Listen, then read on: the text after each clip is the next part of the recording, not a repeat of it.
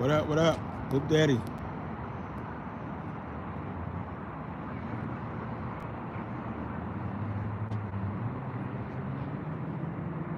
Yeah, I know it's like two. It's like it's late on the East Coast. I'm still on the West Coast. I'm on the West Coast now. Not overseas yet.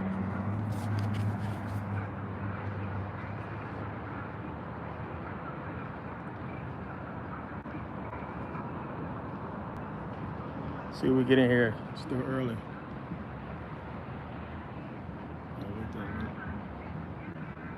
Yo, what up, King?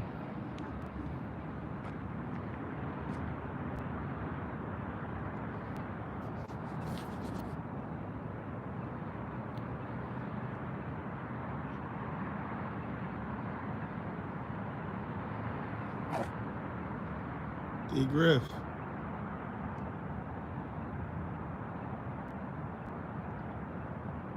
Yeah, it's been a minute. I ain't do a live in a minute, man. A lot of people been hitting me up about lives and shit. Like, when you gonna do your next live? It's been a while. Queen, what's the deal?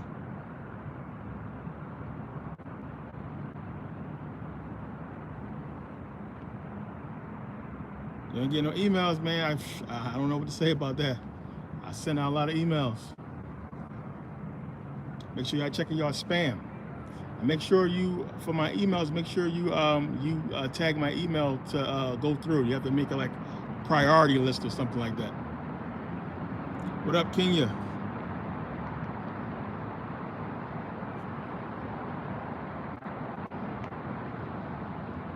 Oh man, I lost today. It was a horrible, horrible betting day today.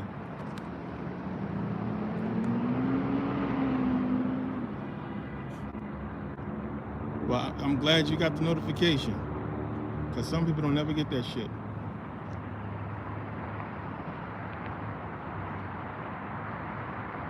Elijah, of course, XRP for sure is the next big thing. But that's what they want you to think. They want you to be exactly in that mindset. Any other stock or any other company going through what Ripple has gone through, especially stock-wise, would have folded already. I mean, you got to think about the kind of money you got to have to do what it's doing. But the thing with XRP is this: the deals that's done already, the people that's involved, the countries that's involved. So that's the telltale sign of what's going to be done or how it's going to be used down the line. Because you don't, like with Japan and now with Korea, you don't put that much into a company as far as your banking system if it's not going to be something big.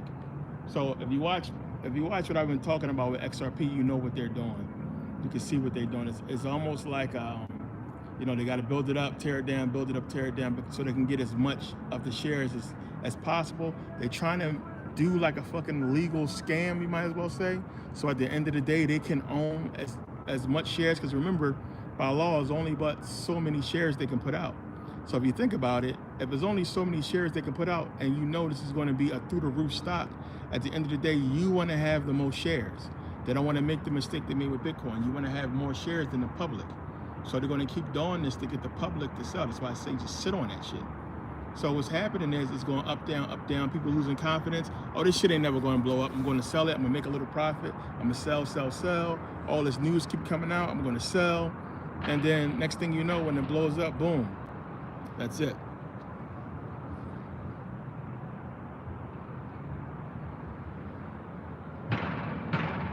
All right, Hoop Daddy, I got you. I got to check that out. I thought we fixed that issue. But yeah, I'll just credit you for the next one. You get credit for the next one. Marcus, what's the deal, Marcus?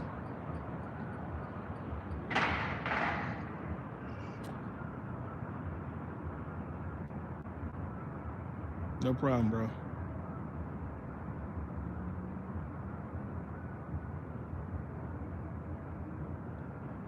I appreciate you, Marcus. Scholar Society members, make sure you guys check your email about the Egypt trip. So Egypt trip next year, September 2nd through September 12th. So I send out emails on that. Make sure you guys check the emails, the video in there. Watch that video.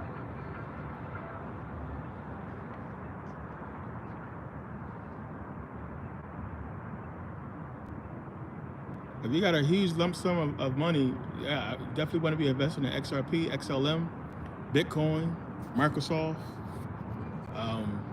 Wells Fargo, Bank of America, because they get ready to come together and create this stable coin. So their stock is going to go through the roof, especially Wells Fargo. They got a crazy plan. Chosen 1, 2, 3, 20 minutes. If you're starting, start out 20 minutes. If you find yourself not having, a space or time to meditate, do it in the shower. That water is good.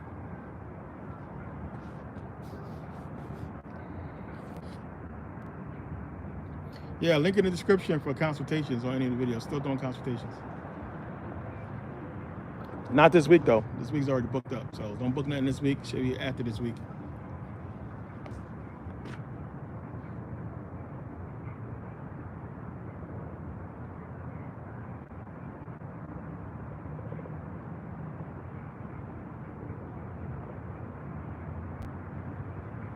The biggest social change is going to probably be the, for me, from what I'm seeing, it's going to be the change in our entertainment. It's going to be the growth of AI and what's happening with AI and everything that's happening with, it's crazy right now. Just look at how you can't even tell when some of these AI videos if it's what's real, right? It's because we've been looking at reality for so long. You can kind of sort of tell, but if you color correct that stuff and you use it correctly, you can barely tell, man. And now, since you can basically speak almost, you can speak it into existence with AI now and get you a real visually stunning video of actual characters, what have you, using AI. Think about how that's going to translate into the video game world, the VR, the AR world. They're already working on a lot of stuff right now. I think that's going to be the big change. I think a lot of people are going to get more immersed in VR and AR as the technology is growing. And we're going to start to see it used a lot more in everything else. Like I said, social media is going to change. If you look at what Meta also invested in Meta, if you can afford it, $700 a stock, give or take. But if you look at what they're working on, they about to change the game with social media. Like I said, we're on our phones right now. Imagine putting on a headset, and then now that's Facebook, that's Instagram. It's a completely visual AR, VR experience. And I think a lot more people are going to get sucked into that, and it's going to change the way we shop. It's going to change the way we do everything.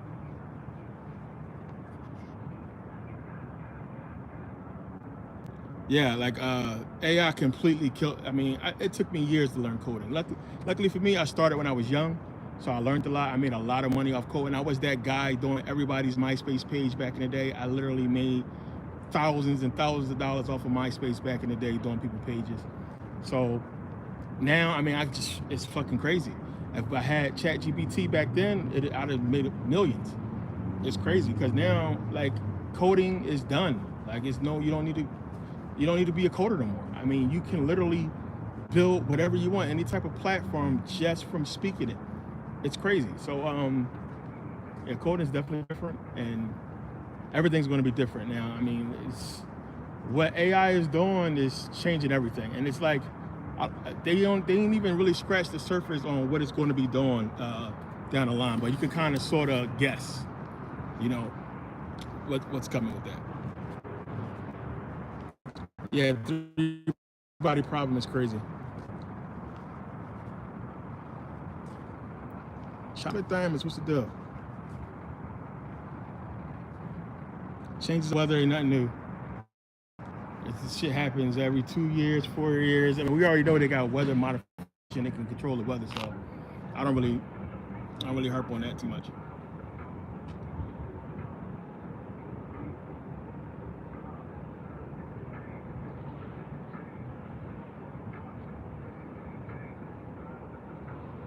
It's already done.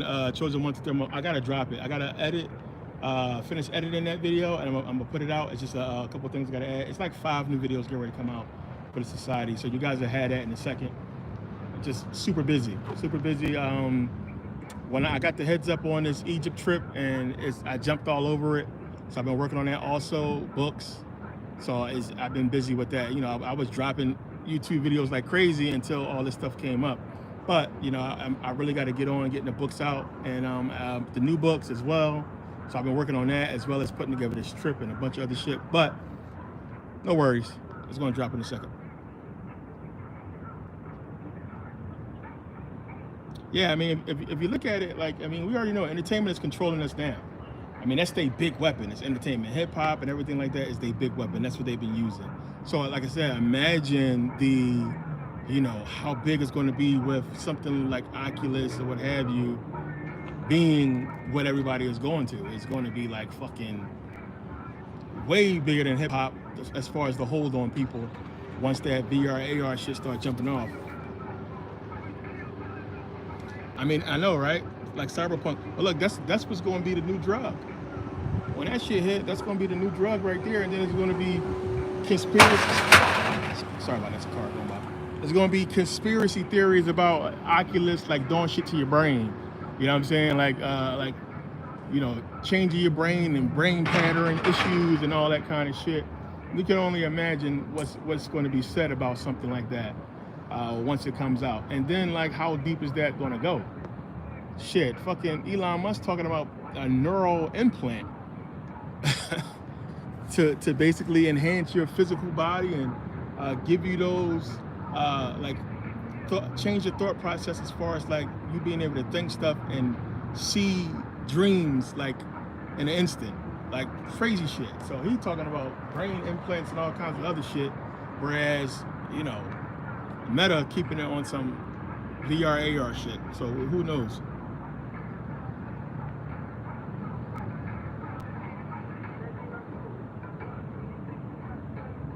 Yeah, I forgot about that Black Mirror.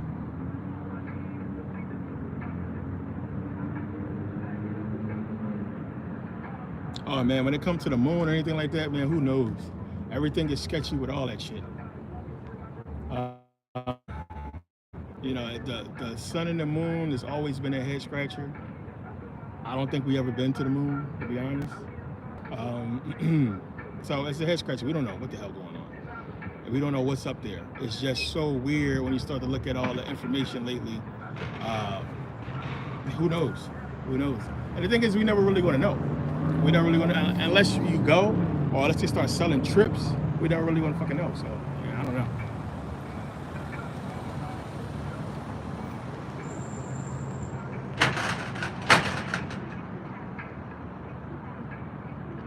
Yeah, for people that's in the society, we got the trip to Kemet next year, to Egypt next year. So everybody in the society, like I said, check your emails on it. It's only for society members.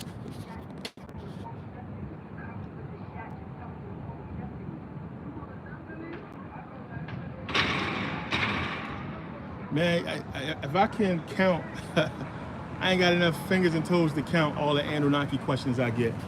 And I always tell people, man, did you not see my video? Like, I already debunked and destroyed that whole damn thing. And the thing is, like, when what's his name? When dude came back out and started putting all this Anunnaki shit, a lot of people started jumping on it, and it's just bogus, man. I mean, the story, I guess, if you're gonna believe in that, you might as well believe in the Bible. Like, it's just as stupid.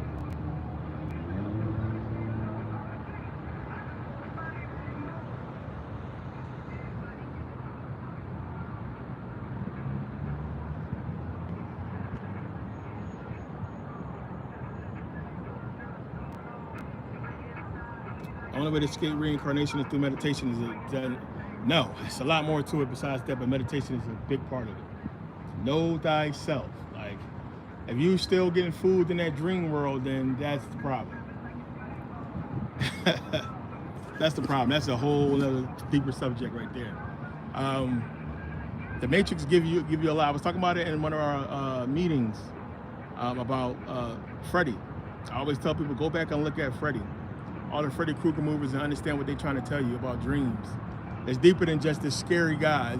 Freddy's so deep and esoteric when you go back and look at it, being conscious of, you know, the dream warrior and controlling the dreams and everything that he was about, his power. Like, it's super deep when you start understanding dreams and what all that shit was about, what Freddy was and what they're trying to tell you with those movies about dreams. You know, being able to pull something from the dream world into the real world. You think about Neo and the Matrix and everything, and him saying the power of the one transfers into the real world. You know, it's giving you a lot with all that, man. You gotta put all that shit together. It's super deep. It's dope.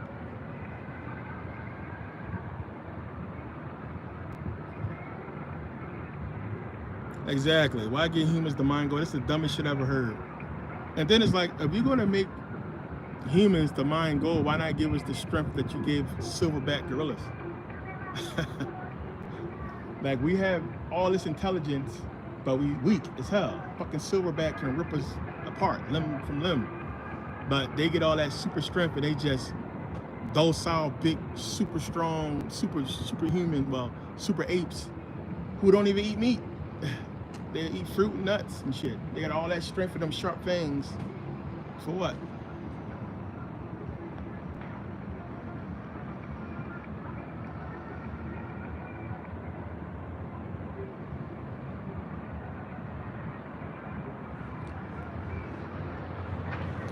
Genealogy. I mean, genealogy is going to tell you, you know, a little bit about yourself. But like I said, man, I don't really get into, I talk about zodiac and everything like that and signs. And I always try to get people to understand that we are every single sign. You just happen to be born in a certain house or during a certain sign, but you embody every sign that exists, because that's just common sense. Like, look at the traits of an Aquarius. You got some of those traits, and you could be a Pisces or you could be a Cancer. You still have some of those traits. Of every sign, you have those traits, because we're every single sign. Plain and simple. We're not just one. You just happen to be born within that one, and you show more signs from one house or one sign than another. And then that's not even always the case sometimes. So it's different. I don't like to stick with one particular thing.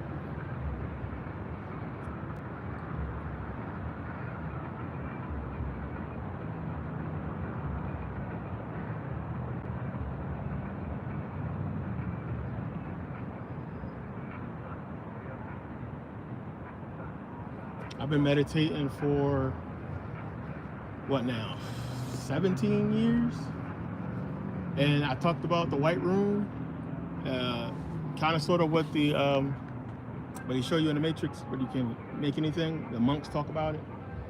When I went to Thailand, I spent a month over there talking to the monks. They talked about the white room.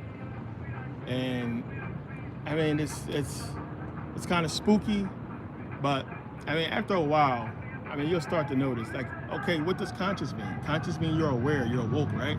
So when you're sleeping, and I always talk about this in the videos, when you sleep, you don't know what reality is. You think the dream world is the actual world. You don't know that you're actually in reality in the bed, sleep, or on the couch, sleep, wherever you sleep at.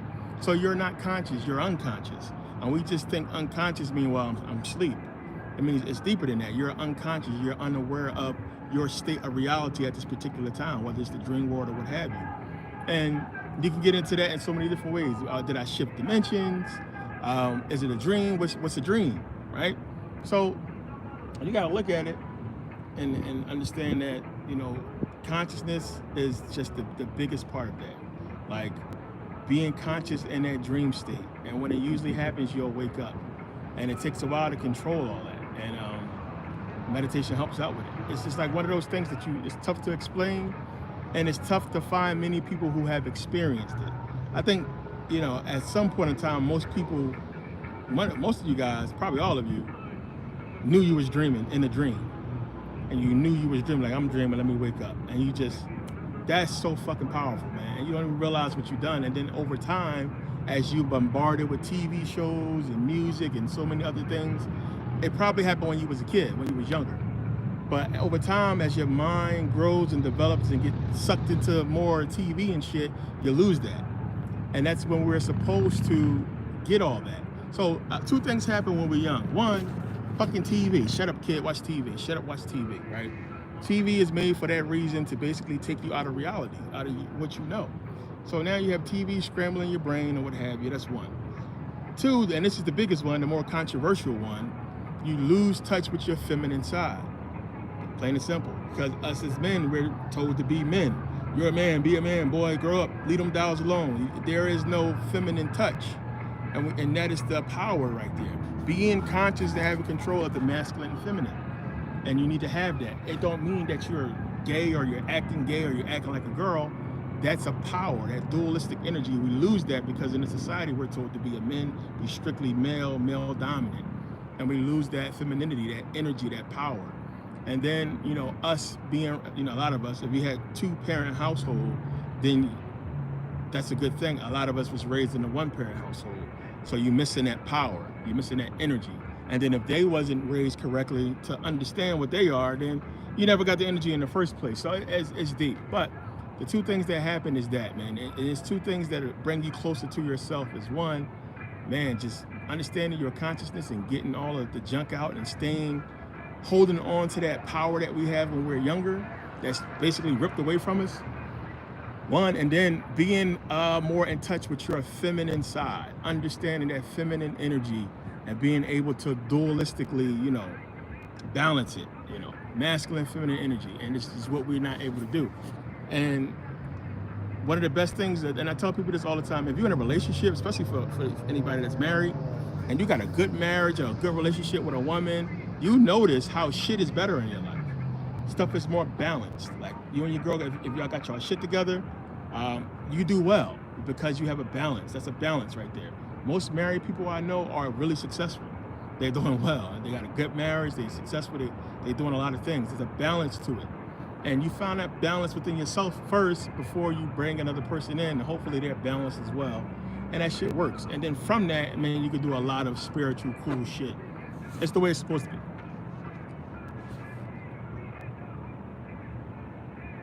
No, it don't matter what time you meditate, as long as you do it.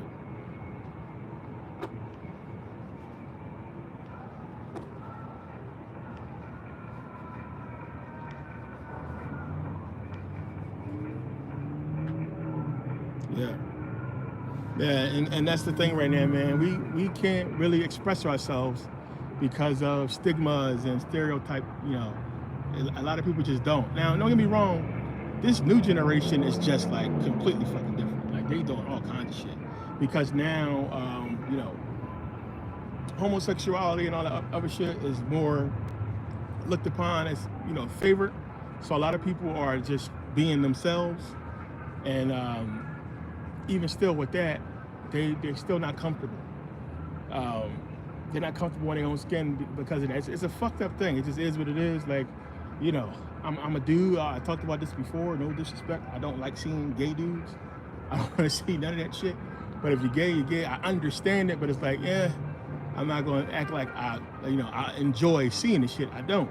But I understand it, and I wouldn't knock. I would fight for their rights as same I fight for anybody else's rights. But it's just a society and how it is and how we've been trained over the years to look at shit negatively. So a lot of people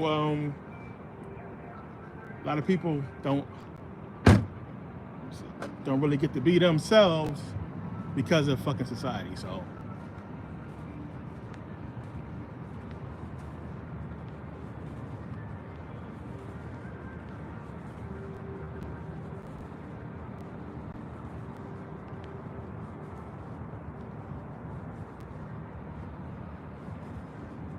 schizophrenia, yeah, schizophrenia is fucking mucus on the brain. Plain and simple. That's what it is. It can be triggered by a lot of different things. If anybody, I'm gonna tell you what triggers schizophrenia. More commonly, people who smoke wet. If you smoke angel dust, phencyclidine, PCP, that shit can cause schizophrenia. I know because it happened to a family member and ruined 13% of her brain. Matter of fact, 30% because of fucking wet. You know what Smokey was smoking on Friday? Angel dust, Holmes. That shit will fuck your brain up. Now, schizophrenia can be caused by a few things. And yo, schizophrenia is so crazy, literally, but schizophrenics see shit. And it's just up to you to decide whether or not they're crazy or not, right? You understand? Like, if they seen it, they saw it. Just because you don't see it don't mean it wasn't real, right? But we don't fucking know. So, what's the name of this book? It's this book I was reading where this guy was doing a study talking about schizophrenics. And one guy he just was intrigued by, and he spent like 2 years with, and this dude was fucking seeing dimensions and shifting dimensions. and seeing all kinds of crazy shit. And the reason why he believed him was because he would be so normal. He would come back to normal. But when he would go crazy, he would have to go off his pills. So basically they would make him go off his pills to trigger these episodes to where he was seeing shit and knowing shit, and he was like, you know, knowing math problems and shit he shouldn't know. So he was diagnosed with schizophrenia, but the guy was a fucking genius. And he knew shit when he knew how to do so much. He could build stuff. It was just crazy when he was off the meds, right? But he was act crazy, so they didn't want him to be like that. But it's crazy when you study people. I talked about autism, people who are autistic and how they view the world and how they be geniuses as well. Certain people with schizophrenia and a lot of people with what we call mental disorders. It's not so much of a mental disorder. It's just that we don't understand where they shifting from, where they operating off, and how much of their brain they probably accessing. To us looks crazy, but who knows what it is on their scale or what they're seeing, right? So, you know, it's just something to think about.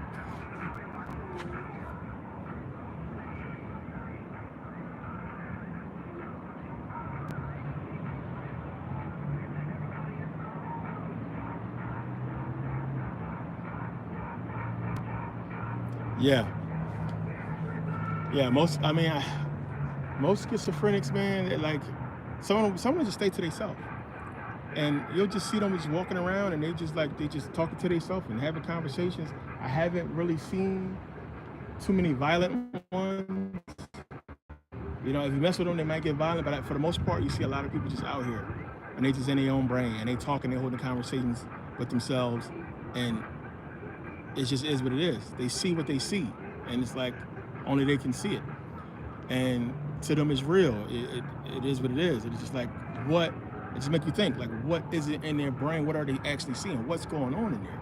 Because they clearly see something, and we just can't see it. Like, we don't know. It's just like if you go to sleep and dream out, I can't see your dreams. You know, I can't see what you dreamt about. Like, I can't see what you're thinking about right now, and you can only tell me. And you can think of some crazy shit, can you? Right now, you just think of some fucking psycho shit out of, you know, right off top. But I can't see it. Only you can see it. So, you know, it's just like how you observe something like that. What is that really like? You know, how do you even deal with something like that? And yeah, I mean, they got drugs and stuff like that can help with people with those issues. A lot of medication, but it's like I think that is to keep those people docile from and keep them from accessing some shit they don't want them to access.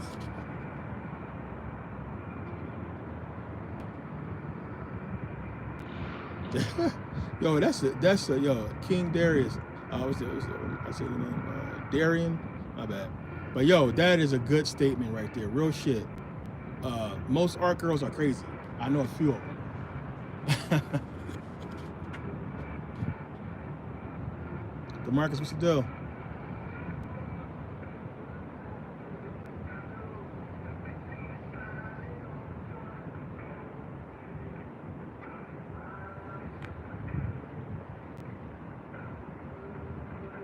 So I put out the 2 videos on Voodoo, and me being around that shit and me studying it for a long time, and you know, like I said, you talk to a Voodoo priest and they break it down. So I broke down the Loa and the Vives and how all that is set up and what that means for, you know, you see the animal sacrifice and the chicken and what have you, and people, oh, they crazy, they killing chickens and they sacrificing goats and everything like that. I mean, it's understanding the transformation of energy. Remember, energy cannot be created or destroyed, only transferred from one form to another. So in these rituals, when they're doing certain things, they need energy to transform. And that's what the chicken sacrifice and the animal sacrifice is to transform that energy into the energy they want to create what they're trying to create, or to make happen what they want to happen. They're doing it all the time. It's happening to us every fucking day. You know, it's with TV, we're manifesting the outcome that they want. And I broke all that down in those videos. And it's voodoo, it's witchcraft, whatever you want to call it. It's what they're doing. They're just doing it differently, right? They're doing it in a more powerful, more, you know, amplified way versus, you know, with traditional voodoo. Carbon King, what's the deal?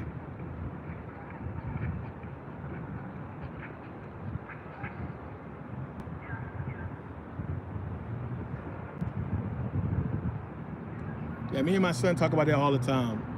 Elijah, yeah, we get into how deep and how heavy stuff is, and you know, when I'm going, my son is going to pick up where I left off. He's super conscious. He's really into all this. So my son knows a lot. You know, I teach him. I pour so much energy into him. He always calling me with questions, and it's just dope. But we talk about this all the time and just how heavy it is. I'm glad he just normally took to, you know, everything. It's just so weird. It's like, you know, literally a part of my consciousness is his, which it basically is. But, you know, most kids don't gravitate towards what their parents are into. But my son did. And he's just like really into everything. And he's just, you know, he's pouring knowledge into himself and learning so much. And, you know, we talked about like, yeah, it's just crazy heavy. And I had to prepare him for that. Like, listen, you know, when you studying all this stuff, the weight of it is heavy. And not everybody can handle that shit. And it's one of the reasons why I tell you guys, like, unless you can answer people's questions, like, I really don't recommend teaching anything. Because people are going to have a lot of questions. And they might go off on their own and they start studying shit that's going to send them down a downward spiral. And that's why people be offing themselves, because they can't handle how heavy this shit is. And then a lot of people can't comprehend that the reason behind it all, and that it is a reason, and that this what's happening is what's supposed to happen. It's just tough to accept when you don't have all the answers. So not saying that I have all the answers. A lot of shit I don't know. But I'm just saying I got a pretty good grip on what's going on here and what this place, what I think this place is. But at the same time, you still got to deal with reality, right? You got to deal with life. You got bills to pay, shit like that. You got to deal with that. And it's like, you know, the why, the what the hell is going on? What is this? What, for what reason? And it's just so deep, man. There's so many questions, so many things to think about. But when you start to learn how to critically think and be a real critical thinker, you answer a lot of your questions. Plain and simple. You answer a lot of your questions, man. One of the biggest things when people say, oh, the government this, you know, the government, watch out for Whitey, and oh, the government is powerful, they can do whatever they want. And then you got to think about that and think to yourself, like, if they have an agenda, or if they want to take over the world and run everything and just be like some type of fucking prison, whatever you think it is, why haven't they done it? They clearly got the capability to create enough robots to fucking police us all, right? They clearly got the capability to wipe us all out and hold us all hostage, right? But they don't. You know, this is not like, you know, the way you would think it would be if an evil empire was running everything and wanted to control everybody, right? There is deception to it.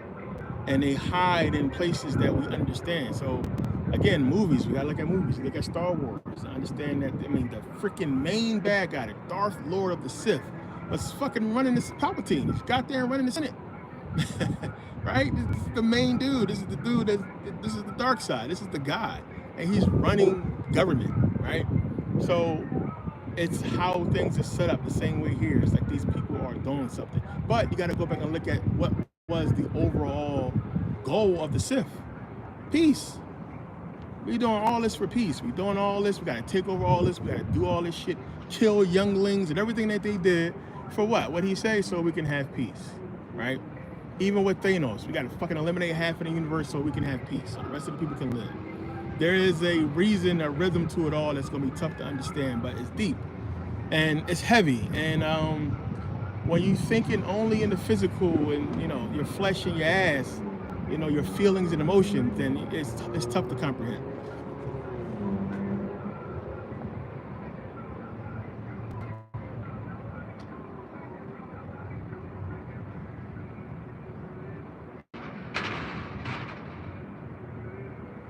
Yeah, so people ask that too, you know, like I said, well, I mean, AI development, that's a fucking, you know, the best skill to have moving forward. AI development is, I mean, it's like, I mean, it's already been here, man. Like this, there is no way of really getting into that and understanding what that really is. Where the money's going to be, and this is what a lot of people be talking about. As a matter of fact, there's a lot of videos online about it. As electricians, right? Electricians, people who work in like computer science,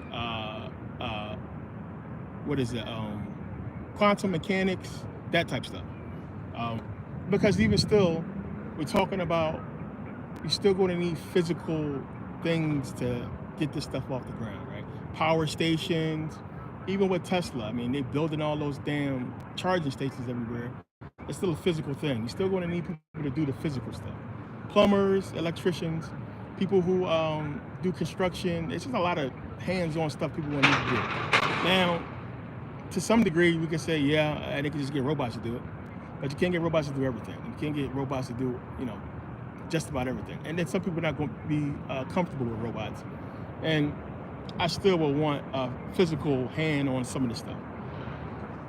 But I still think we're headed towards a future to where we're not going to be doing any jobs. Like we're going to have, like, I think the youth, part of their schooling is going to be to do the jobs we need humans to do while everybody else is doing something else.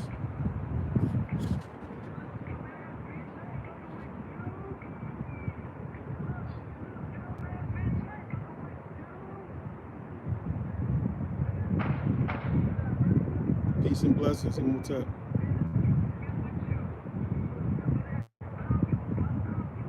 What's the deal, One Moats family? Oh, accounting, yeah, I didn't forget that. Accounting is done. ChatGPT done ended that shit. Accounting, you're not going to need those guys no more. And then a lot of people, you take care of accounting on your own anyway. I know I do for my shit. But I mean, it's a lot. But now, like I said, I mean, if you organize your shit right, like I showed you guys, the personal economics, you don't need no accountant, man. It's real easy to run yourself like a business, to have everything set up right to where you don't need no accountant. You just got to have everything, like, just got to know what you're doing. It's not tough.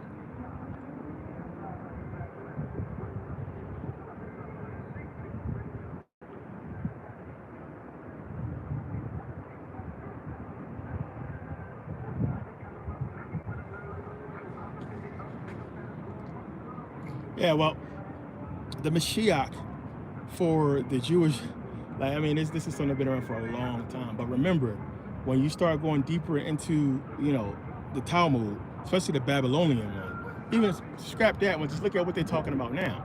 Remember, all this is a deception. The Jews know. They understand it. And they know there's a deception that's going to be played on the Goyim that's going to put them back in power, is what they believe, right? When you go deeper into the ideology of a lot of these Jewish people that's in power, right? They're telling you what it is. But, like I said, man, New World Order, I mean, it's already here. I mean, everything is already coming into place. And like I said before, man, like before, starting out, it was like, okay, man, we got to get this information out. We got to stop this from happening. And that's how it is in the beginning, how you think. And then, like I said, man, you realize that you're not meant to stop it. What's going to happen is going to happen. You're meant to survive it and benefit from it. And understand how it's going to benefit you on a spiritual level later on. And that, like I said, the hard thing to accept is the purpose of it all. Stuff that has to be done for many reasons. And we have to grow and change. Like, we have to change this consciousness that we're in. We got to get out of it and move into a different, experience, a different experience for our consciousness. Go back to the 1920s. Look how the world was. It was different. The 50s was different. 80s is different. 90s is different. It's different now. So each one of those time periods was a different type of consciousness on the planet. Everything was different. We was living a different type of way. Technology has always been the shifter, the grower of consciousness. Something technological came along and changed our consciousness. We had a paradigm shift, and then we had a consciousness shift, and then everything is different now. And we can't even fathom thinking the way we thought back then. And then that's going to happen again, and we're going to see it happen again, and it's going to, culminate into something spiritual down the line. Is what they want. So they want this spiritual society at some point, but to what end or for what purpose, it's tough to really put your finger on when you think about what they're going to do to bring about all this shit, and it's crazy.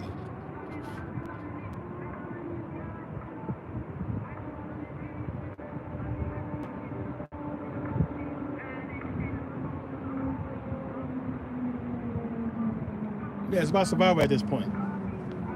And people understanding this, people know it. And, some of these people forget. A lot of these people, like I said, man, like, you can look at these billionaires and these rich people and think that they're not, man. They're still human. They serve their purpose. Pay attention. Like, you guys been seeing all these billionaires, CEOs getting knocked off. How we have like fucking 13 billionaires killed in the last month? All of them dying of all kinds of crazy shit because they know what's coming. They know what's coming, and they've been not doing what they're supposed to do to help bring it about. A lot of these guys are changing their companies. They're not getting on board with what, and we can say XRP, or what crypto is getting ready to do to everything. And it's a lot of stuff going on behind the scenes, man. It's a big war going on because a lot of people don't want what's getting ready to happen because they don't understand it. It's just like, it don't sound good for the people. Having a monetary system that is digital, that these motherfuckers can cut your money off, not just that, companies, to build my company up and know that they can shut my company down or stop the inflow of money or just whatever they want to do. Business-wise, it's not smart business-wise. And for anybody that's not in business-wise, it's not something that you want. And you know, these people are lawyers, man. These people are smart, and they looked at these plans, these proposals that Trump's talking about. Everything that's in his big, beautiful bill, and everything that's in all these new plans on, you know, crypto and stablecoin and all that shit. It's crazy, and we got a system as crazy as ours. Like, it's tough to accept what they're trying to do, you know, in this system. Like, it's just like, how is it going to work? Who's going to control? We got so much corruption. Who's going to control all this? What is going to be the law that governs all this? Like, how are we going to regulate? That's why everything is so crazy right now. Or regulations on crypto. How do you really truly regulate this? And like I said, it's going to fall apart, and it's all going to culminate into what it should have been in the first place. That's a gold-backed digital currency. It's the only way to do it. Plain and simple. It's the only way. So me seeing that these stable coins being backed by the dollar, fiat, it's stupid. It's telling you what the writing's on the wall, what's going to happen. You just changing the dollar digital, and now it don't matter if the dollar is fucking strong or weak. It don't matter at all. It's the controller. It won't matter. So a collapse is imminent, and eventually, when all this shit fall apart, they're gonna finally realize, you know what? Let's just back about gold so we have this problem no more.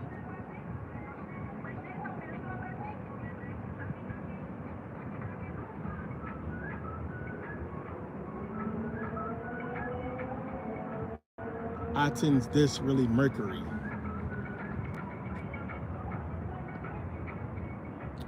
It's supposed to be hinted, but no, I don't think so.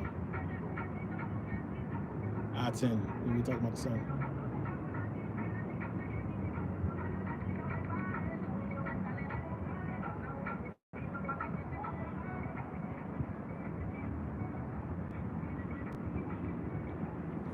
No, what happened between the, like I said, man, it's tough. What happened between the Greeks and the Egyptians on the surface looks like conquest.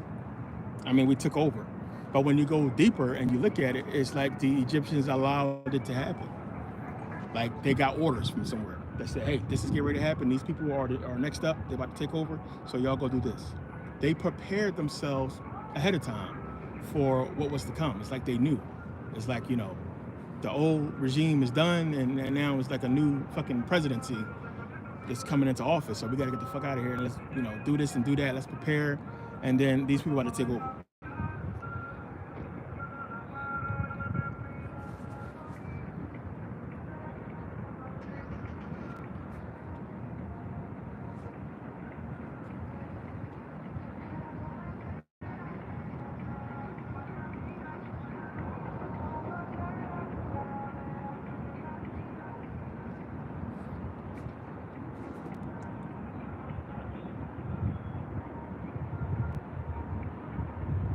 Who created us? That's a good one. We created us. We just don't remember. You know, and that's the point. You're not supposed to remember. So the way I explain it to my son, I always say, so, I mean, you got to think about it. Think about it. That's why I say it's a game. Think about it like a game, right? And if you ever played the game with the cheat codes on, I mean, you can go through the game, invisibility, have, you know, all the guns, can't run out of ammo, all that shit. You go through the game, you kill everybody. There's no challenge, man. Nobody can kill you. I mean, it may be fun for a little bit, but at the end of the day, there's no challenge to it. You don't really grow. You don't get experience points. Notice how in games like GTA or certain games, when you have cheat codes in, they don't give you the experience points. You got to put a cheat code in to get the experience points. That's a hint, because you didn't get the experience. You cheated. You didn't do what you were supposed to do. But look at it like in that capacity. That let's just say you woke up tomorrow, right? And you understood that this was a game, right?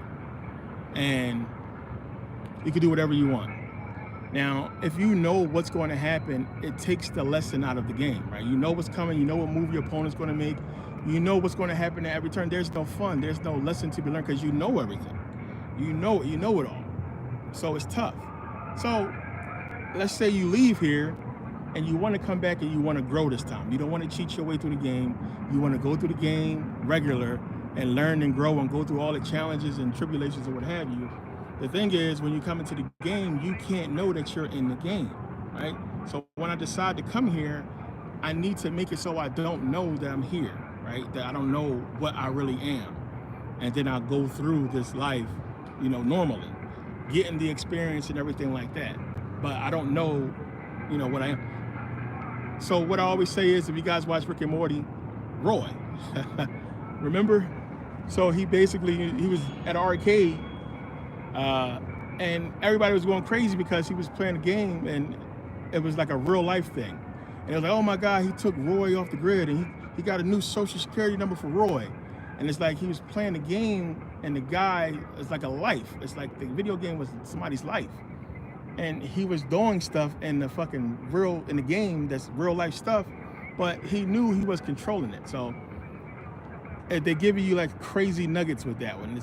It was so deep, like just the episode. I was like, wow, that's so crazy that they did that, and it makes you think, is that what it is? Is that what's going on here?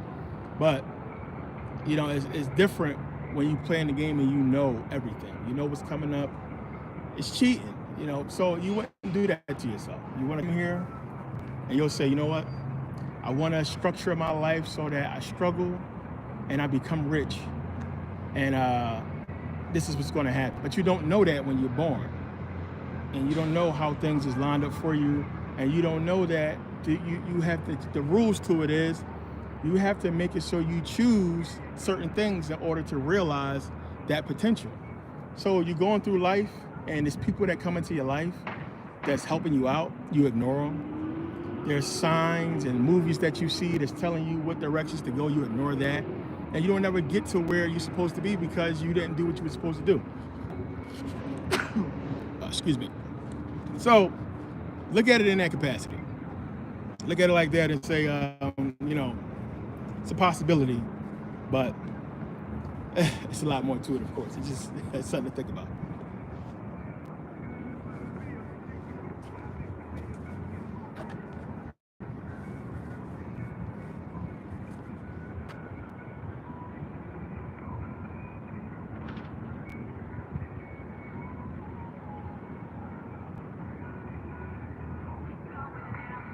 Yeah, New Jerusalem is remember, when they show that New Jerusalem, it's that cube, Saturn. Basically saying that fucking Saturn, which they kind of give you that hint with the Borg. Star Trek, it was a cube, Saturn cube. It's just like, the Borg, the technology is going to take over, is going to run everything eventually. And that would be basically, New Jerusalem, or Saturn returns, or what have you. Remember, Saturn's supposed to come back. And that's basically what it's hinting on. That the technology, you might as well say AI, Skynet. I talked about all that.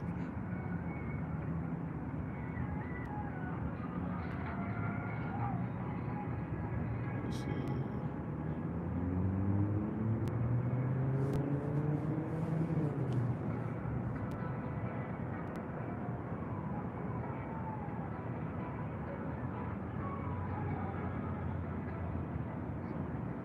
Yeah, and that makes the most sense. Like I said, you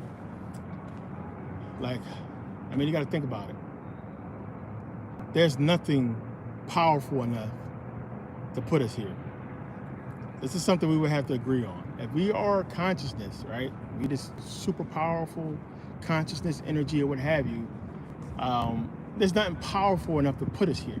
You know, it's something that we would have to all agree on, and we just don't know that we agreed on it. And you know, it's giving you that understanding. And we're all gods. We're all the same. And if you look at in the Bible when it's telling you, hey, Satan is saying to Adam and Eve, hey, you know, you are gods, and he don't want you to get this knowledge, because if you do, you're gonna be just like him. You know, knowing good and evil, you're gonna be fucking God. And so that's giving you, you're basically the fucking same. So you're the same.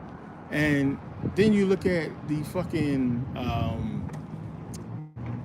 like the traits that they show, the jealousy and everything like that they show with God and everything. And those traits, jealousy and envy and evil and him being angry and vengeful, it's all human shit. Same stuff that we do. So it was like they give you that hint that we one and the same. So you gotta look at it that way.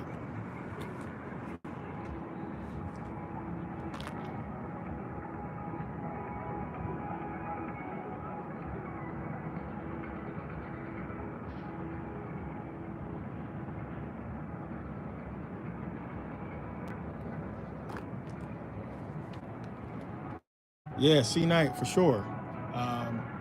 It's one of the things I talk about in the Buddhism video. You have to have, like, the balance is the spiritual and the material, which is basically us anyway.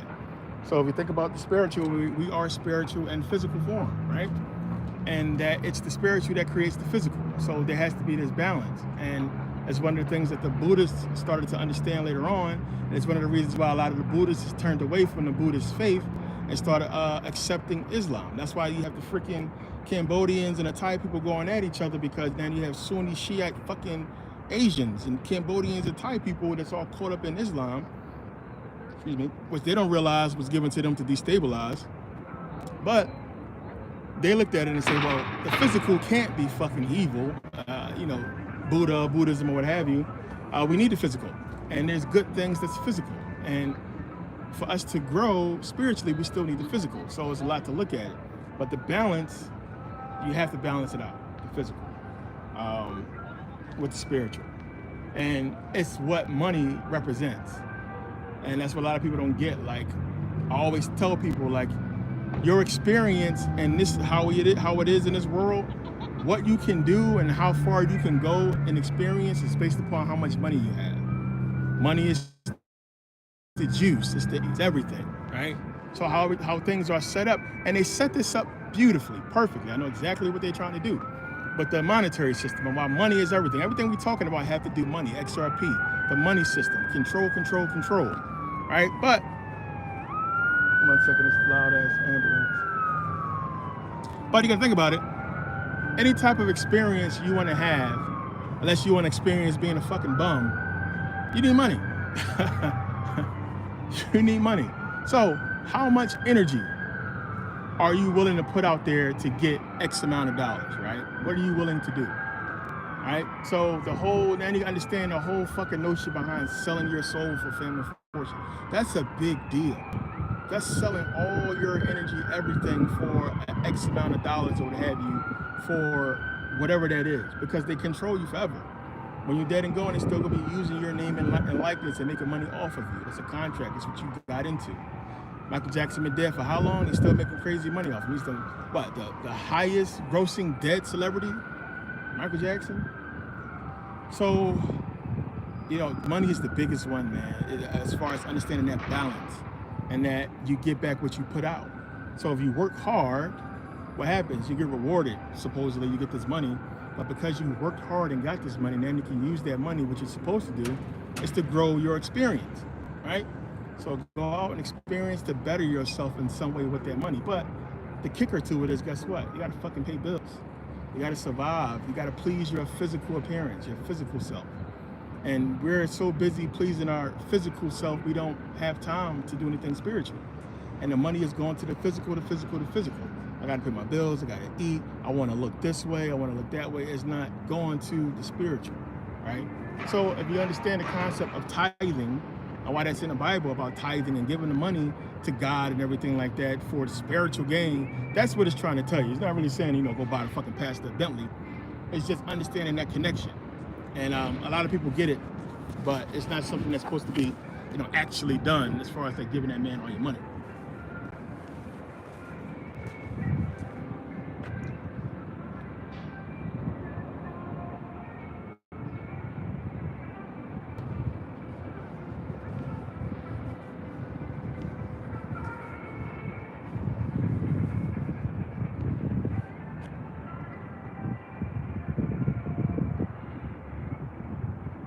Yeah.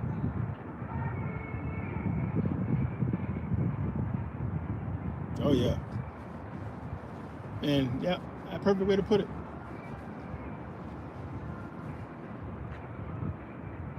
So, those African countries, a lot of countries over there, especially Asian countries, super spiritual people.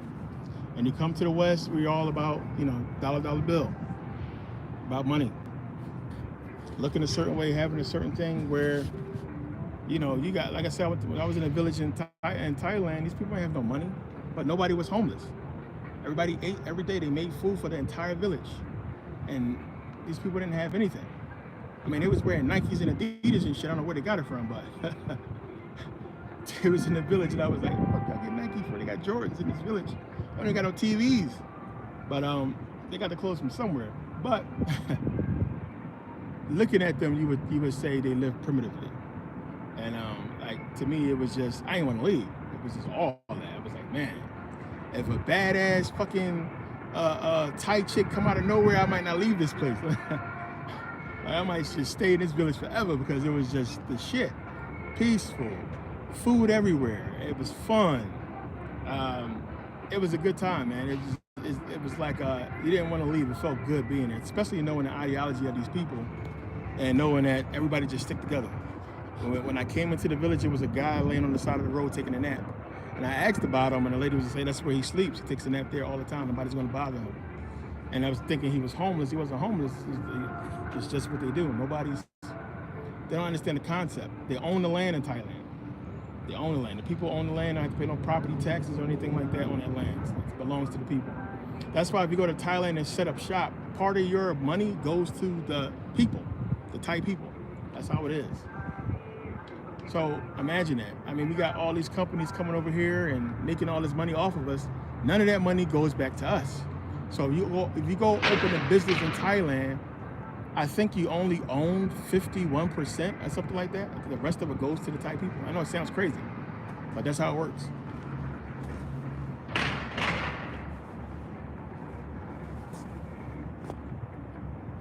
Matthew, what's the deal?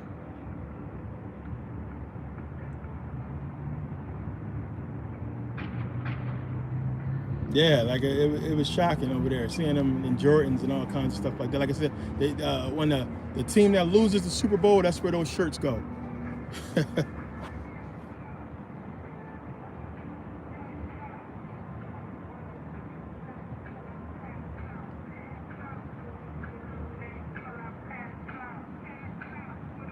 N1, what's the deal?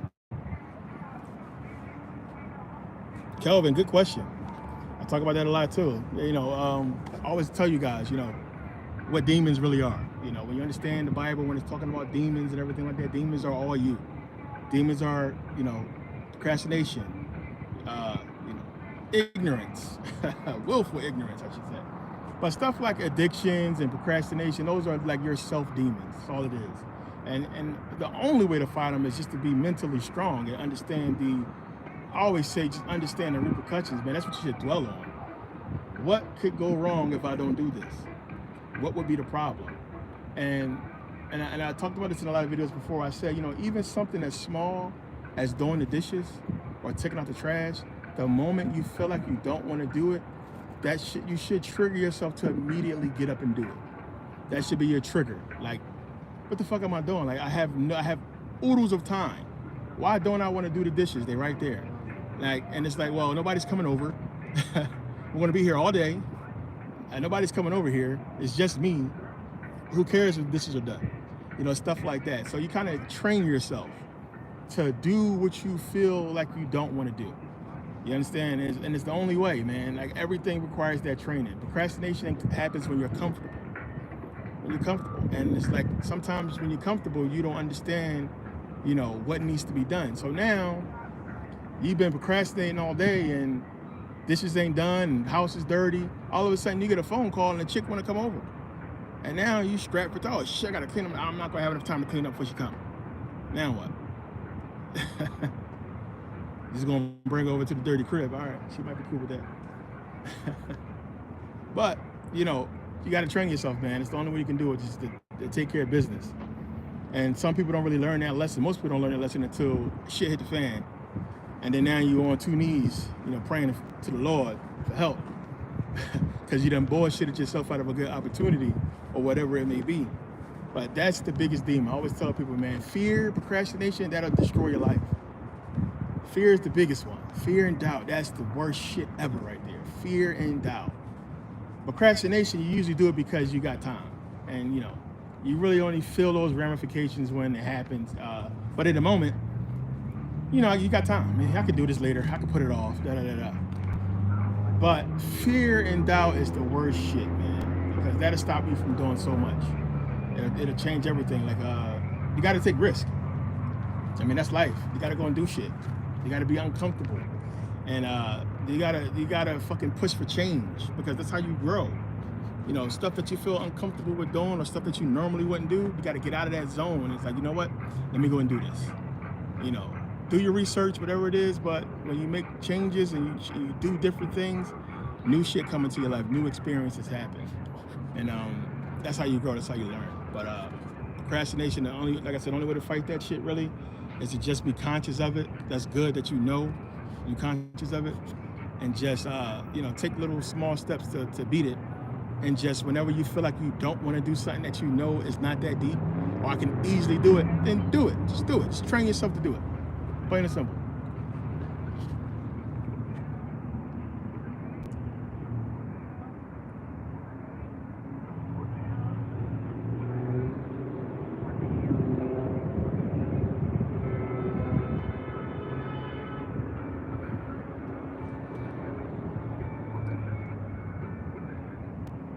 Oh, Elijah, I done broke down that story so many times, man.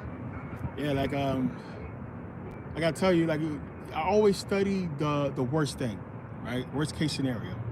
And for me in this and what I'm doing here, a lot of people hit me up about, hey, what's going on? What happened to Young Pharaoh? What happened to Brother Polite? What happened with Sinetta? And I heard I remember you used to talk to Young Pharaoh. What's going on? Have you heard from him lately? Da, da, da, da. And I always told you guys this years ago, there are rules. There are rules to this shit. And it's one of the reasons why you're never going to see me on nobody's fucking talk show.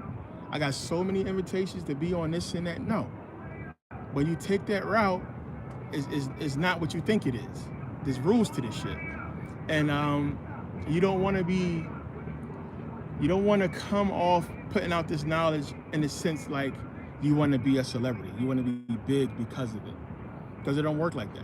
And I got this far knowing the rules, knowing how these people play and how shit works. The one time I think I pushed it a little bit too far, look what happened to me. The fucking IRS seized all my shit. I got it back though. Still waiting on some of it, but for the most part, it's coming back. But I knew where I fucked up at, and it was like, slap on the wrist. You've been good this far, don't fuck up again. So there's rules, man. It's like I got this far knowing the rules and knowing how this shit works. And they want this knowledge to get out there. People always say, oh, you're scared, you be putting out some shit. And it's like, are you ever scared they're gonna come after you? I used to be. And then, like I said, it's just understanding how shit work and knowing that this has to come out. Because they're telling you to send it. They're telling you everything I'm telling you. They're showing it to you in movies. It's done esoterically. It's all out there. And it has to be out there. So if you really think about it, we're doing their job. We're helping get the information out there. The difference is the knowledge must be revealed, but not by the initiated. And that's the rules. They're supposed to do what they're supposed to do within their respective, groups or society or what have you. And certain shit they're not supposed to put out because it leads to other things. And that's the big deal with celebrities, them having influence. And that's why celebrities exist, to have the influence on us to manifest the reality that they want us to live in, the way they want things to be, right? So as soon as you step into that angel spot, a star, you have influence, and you're trying to be on that stage of influence, a star, a celebrity, or what have you, and then you talking the type of shit you talking, no, because that's going to lead too much. So imagine, that's why I have the society. The shit that I talk about, if I had a platform, what? I'm talking about millions of people, and I'm on TV talking the shit I talk. No, you're gone. I'll get you out of here quick. You can't just be out here putting out certain shit. That's why you're not going to see a lot of my shit. I could chop and screw so many of my videos, the DVDs, because that's where the real knowledge is in the DVDs, not so much on YouTube. But if I chop and screw some of those videos, just broke them down into little videos and just put them on TikTok or put them on the internet, that's why you don't see that shit. I let other people do it. I don't do it. But if I did that, it'd be so much information that'll get out. And people tell me all the time, yo, Merk, you need to be on TikTok, man. Oh, you need to put this on TikTok.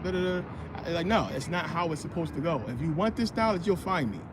Like, if you're about this, if you really do this and you go searching, you're going to find me, because it's set that way. I'm not going to go out and solicit. I'm not trying to be a star. I'm not trying to put my shit all over everywhere to be, a celebrity or a star or be looked at that way. That's not how it's supposed to be done. Now, if it happens, it has to happen in a certain capacity, right? But you never want to get too big. You don't want to be in a certain light. And if you are, you need to get out that light. You need to change what you're doing. And like I said, I got this far because, like I said, it's rules. And you got to know how to really do this shit and what it's about. And it's tough because it's a lot to it. So I always just tell people, if you know what you got to do, you know how this shit's supposed to work, then you're good to go. Plain and simple.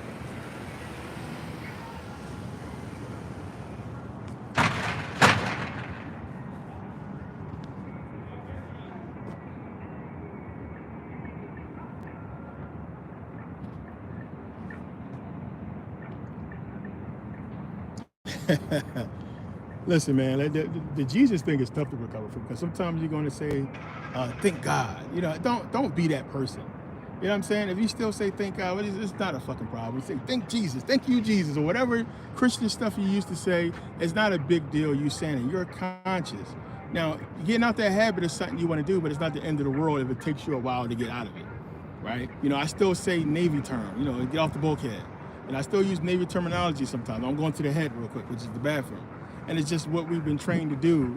Or if you was in that type of, situation, it's not the end of the world, man. It's not the end of the world. Say what you say, speak how you speak. And 9 times out of 10, people will know what you're talking about. And what's the deal?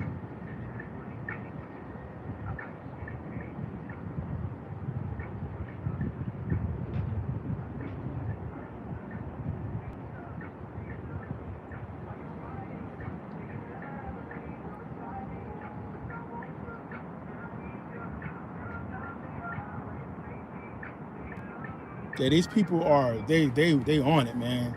They don't play no games. And I mean, shit. You got to look at like there's rules to it. Like even with the celebrities and shit, like for the ones who know what they're into, like they get roles, they get what they get. But it's like, damn, at some point you got to know what you are. Like I don't know how some people get to a certain level they don't get it yet. And it's like, yo, you took that money, like you know what you signed up for, so don't fucking go against their shit. And it just is what it is. You're stuck. There's no way out. You got to do what these people tell you to do. So you got to play that game, man. Some people do it, and some people don't. And we know what happened to the ones who don't. They fall off.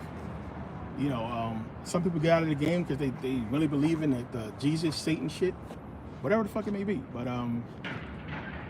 you at some point in your research, you gotta figure out what's going on, because there's no way any real conscious, sane person can look at all this and just think this is what it is or what it's supposed to be. There got to be something behind all this shit.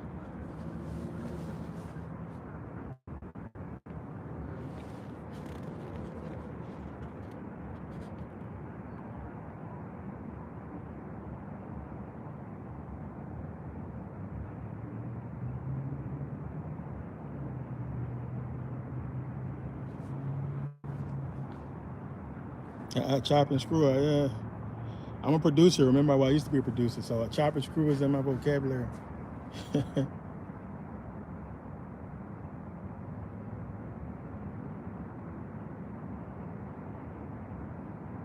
Floasis, what's the deal?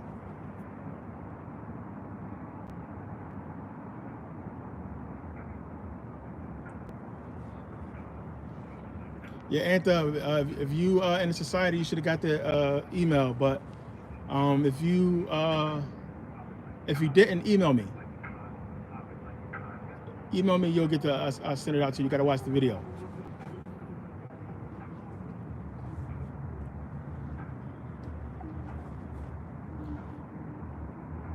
D Griff. So sports bets. Yeah, season coming up. You know, football already started, so it's preseason. I don't really touch preseason too much. Only thing you really bet on is score. But yeah, we'll get into some of that.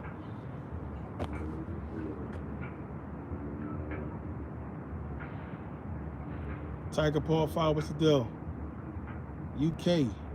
Yeah, it's been a minute since I've been on live. You know, I was like, you know what, let me get out here because I know how it works with the emails. And I want to give people a chance in the society to make sure you guys, because remember, it's only going to be 30 spots for that Kemet trip, 30. And we're almost halfway there. So I want to make sure everybody get an opportunity to, you know, get a spot in. I don't want people to be like, damn, I didn't even get the email, or I didn't even see the email. So like I said, make sure you guys check. I sent it out twice now. 30 spots, that's it.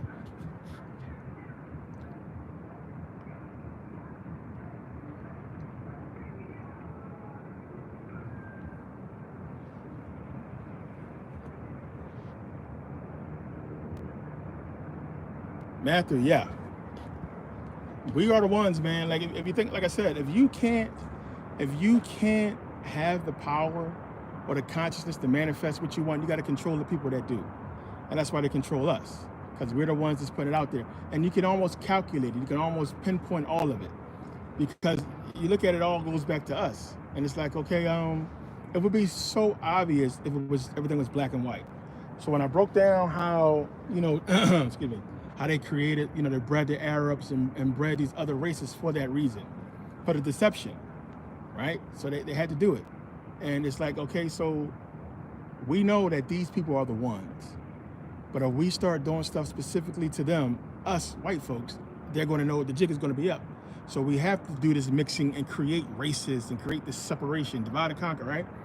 But it's us, man. I mean, when you go and look at it, you see everything is driven off of hip hop culture. Everything is driven from us. And then when you start to realize how much shit they stole from us, you know, it's just get crazy. Every major invention or big thing that we find in history, you're going to find some black person there. It's just so much stuff that when you go and start digging that came from us, it's crazy. And we know a lot of stuff came from Kemet that they already had, they got their hands on a long time ago. But they use us, they showing us basically, you know, what they're going to do.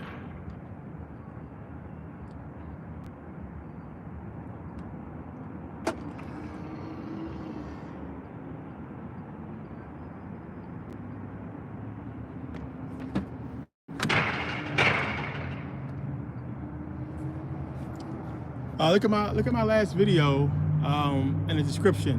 What was that? Margero 88. So the link is in the description to my videos to be a part of Merkabah Scholar Society. So look in the description, you'll see everything is in there.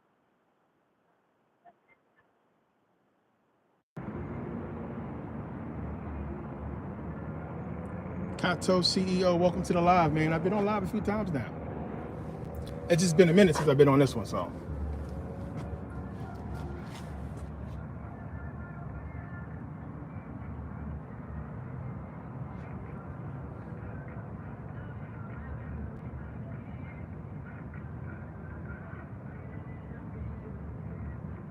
Izzy, what's the deal?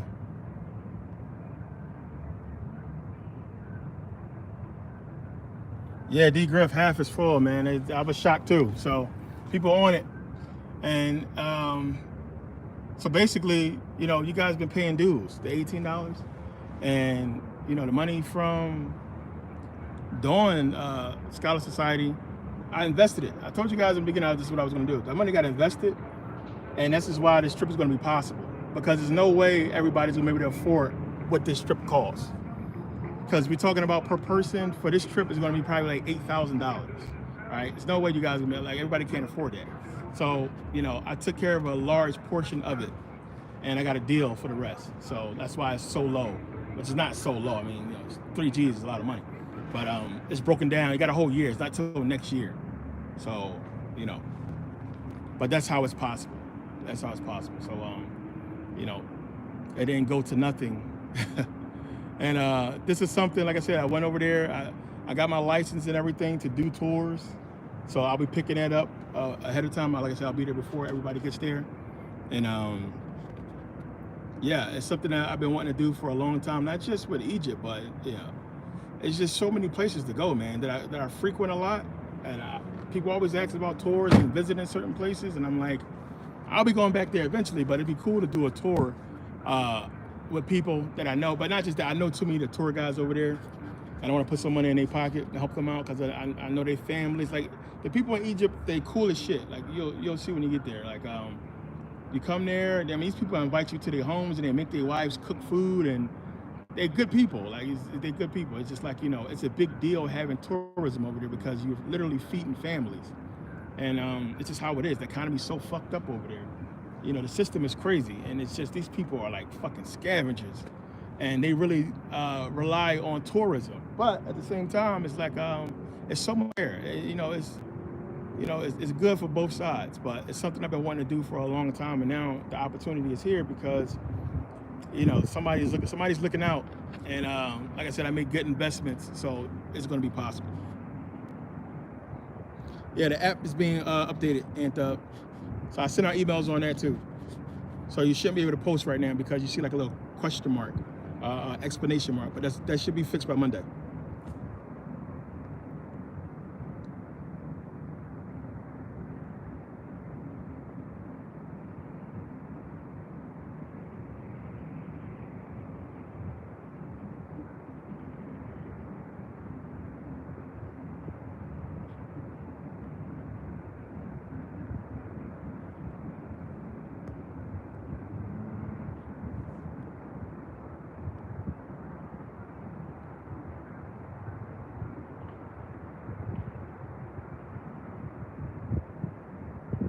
Yeah, so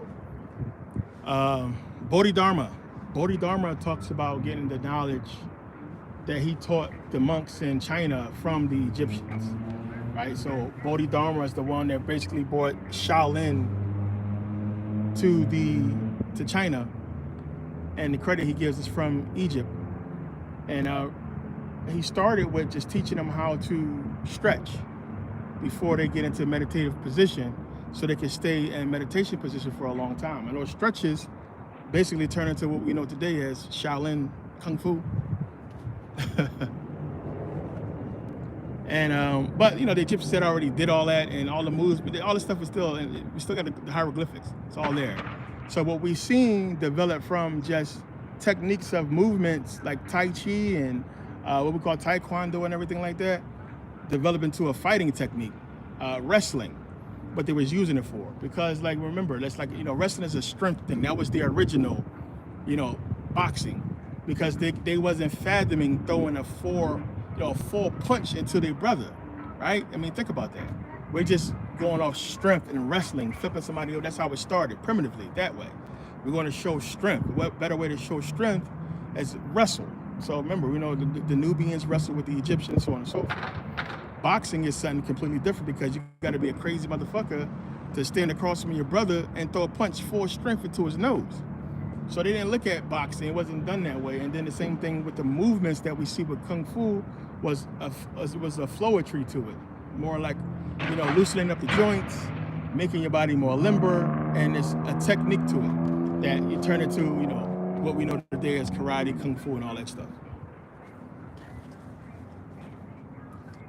Yeah, MPA members have to pay. MPA is for never pay game membership for the digital downloads. Merkabah Scholar Society is completely different.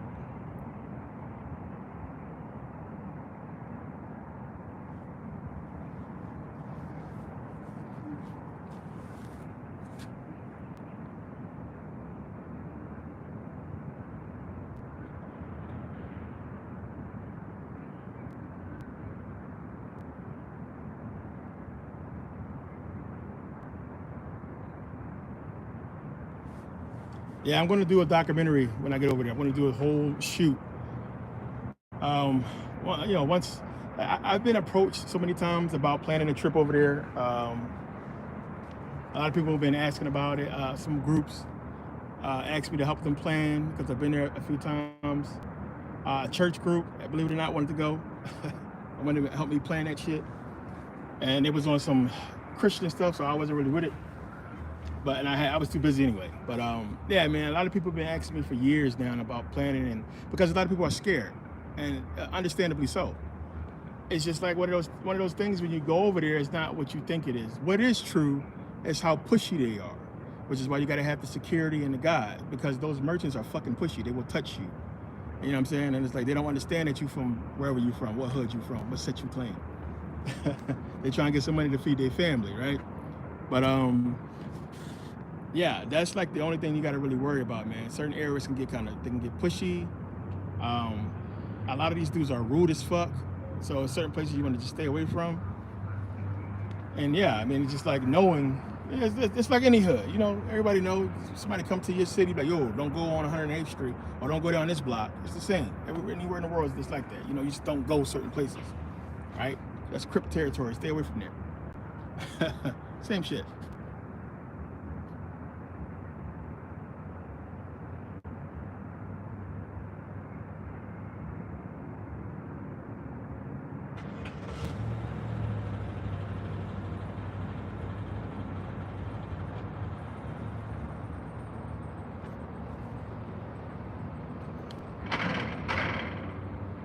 Yeah, we're definitely gonna do a meet and greet in the States for sure.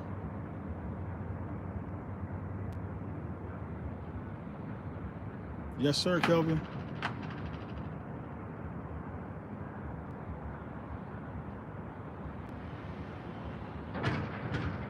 No, so the depictions I've seen of Osiris, never seen him as black. But there are some. The ones that I saw, I didn't see him as black. It was just like, you know, the regular stone color. And I did see the green Osiris. And the original, the Jed. That's the oldest ones you'll see is the Jed, and you'll see the Lily, which is used to represent Osiris as well. So Osiris got a few different representations before he comes into that physical, you know, human form.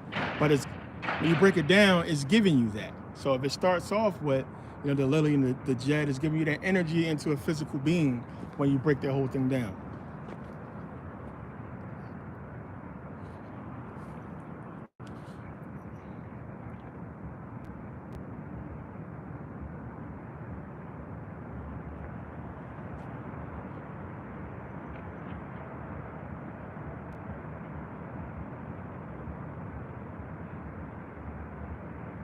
Maximus, what's the deal?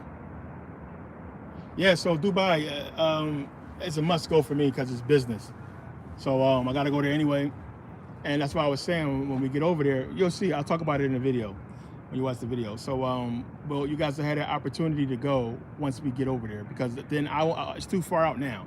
But I don't know for sure how that's going to work as we get closer to that point. Because my whole thing is I want to be able to get people discounts once we go over there, because it's not cheap.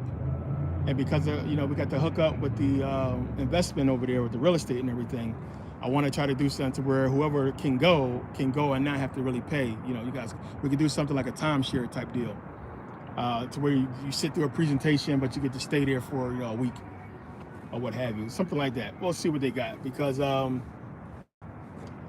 mean, once you get your place taken care of in Dubai, I mean, everything else is you're good. You're good to go.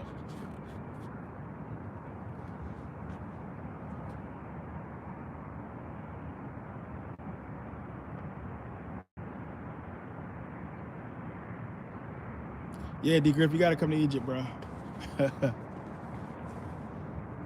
So, in the video, you've seen how we're going from north to south. There's plenty of time. I mean, it's a year, over a year away from now, so you got time. You got to be there. I'll make sure. Don't worry about a spot. I'll make sure you have a spot. You know, just reserve, and even if the 30 spots taken up, you'll be all right. You'll be straight. Like I said, I'm going to try to give away like 2 spots. So that's like overall number is actually more than 30, because it's going to be like you know, people helping me out. But I want to try to get like maybe 2 or 3 people. I'm gonna do some type of raffle or some shit like that, to where I get a free trip to like 2 or 3 people. But I want to make sure I get everything else confirmed before we get to that point. It's still a lot more planning to go. It's a year away. So, but I do want to give the trip away to like 3 people because it's a good deal right now. And you know, this shit is a lot of money. It's a lot of money to secure it for this many people. And my biggest problem, and one of the reasons why I didn't want to do it before, is because I knew a lot of people can't afford $6,000, $8,000 to go. So unless I could put something together to get some type of deal, I wasn't going to do it. And yeah, man, I had to kind of really fight for this one. I had to work hard for this one. But having people basically contact me about some stuff to get this going, because we'll be there, but there's going to be some other people there who will link up with, which I'll talk about later. And that made it possible. So if you look at it from their point of view, if you're a hotel or a travel agency or what have you, man, if you can secure about, 30 to 50 people to come somewhere, they're going to give you a deal. Right? They're going to give you a deal no matter what. Some money is better than no money. So yeah.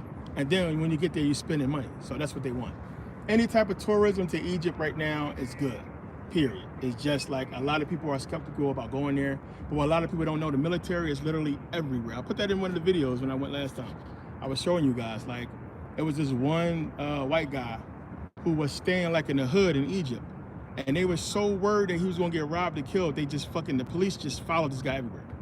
And he recorded it. He posted it on YouTube and everything. He recorded it because they were just so worried that this guy would get killed, something happened to him, that they just followed him. And he was free security, because if something would have happened to him, it would have been bad publicity for them. So they protected this guy. And he was talking about it. He was like, look, these guys have been following me everywhere. And they told him, like, yeah, we don't want nothing to happen to you. So wherever you go, we're going to go. Make sure you're safe. And that's how it is. So when you're traveling around, especially in tourist zones, it's like that in Mexico as well. Well, not lately because of the Donald Trump thing, but you'll see the military everywhere. They're all over the place. You also have a lot of expats in Egypt that do private security, which is, who we'll have. And they do private security, $250. I talked about this before. $250 you got security, right? So you can't beat that. So yeah, I mean, it's not really, nobody over there looking to go crazy. The only thing you really got to worry about is just the pushy merchants trying to sell you bullshit. That's about it. Other than that, you're not going to be anywhere where you need to worry about anything.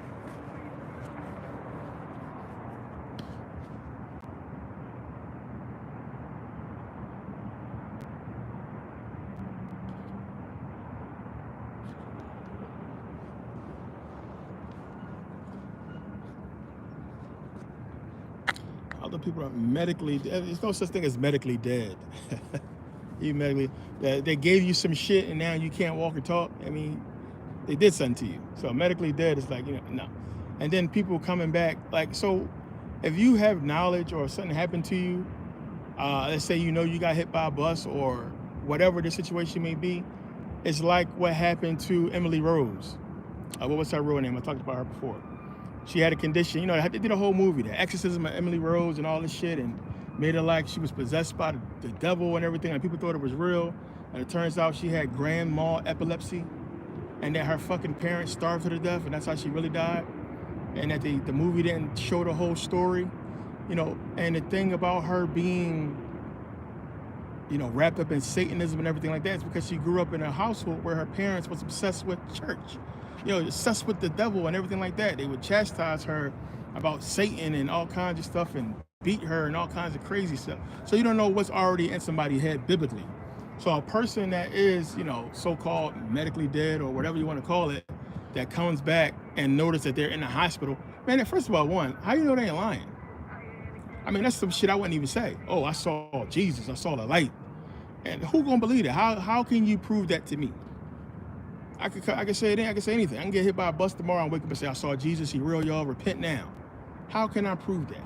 You're gonna have some people that believe it because you got hit by a bus, because of what happened to you was serious, and they're just gonna believe you because you got something happened to you that was, traumatizing. And you got people that's gonna look you dead in the eye and say you bullshitting, you're a fucking liar. So it just depends on what person you are. Which one of these people are you? Like, there's no way. Whatever it is something that's in their consciousness that they believe, or something that they're tied to as far as religious wise or what have you. But no, none of that shit is real.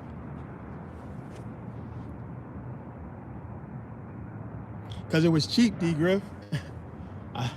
These people stand up because it's cheap. Yo, listen, I'm telling you, you can literally get a fucking a hotel room in the hood in Mexico and stay there like 2 weeks for like $100 and something, man. Real talk. And the place is a little bit okay too. It's not too bad. It's like halfway decent. It's just the location. I've seen this stuff so many places. Meanwhile, if you go to freaking China, you can stay in a banging ass, high-rise, luxurious apartment for a month for like $1,000. China cheap.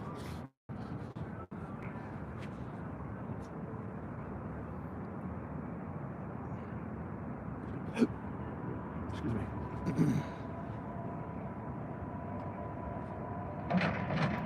Some people say they believe in Allah. I came back believing in Jesus. That's hilarious.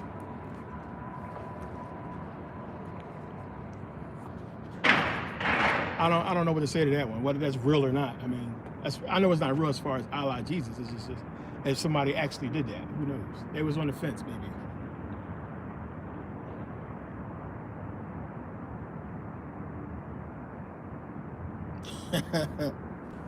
Ace Cloud, what's the deal?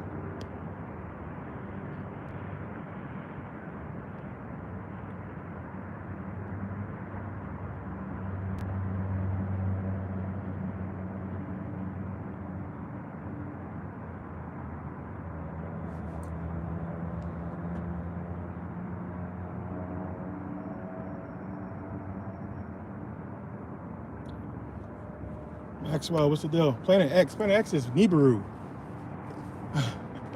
Planet X has been around for a long time. They've been talking about this as long as they've been talking about Anunnaki. Planet X coming back and all this other stuff, what have you. Planet X can be Saturn as well. It depends on what you choose to believe. But nothing to be concerned with.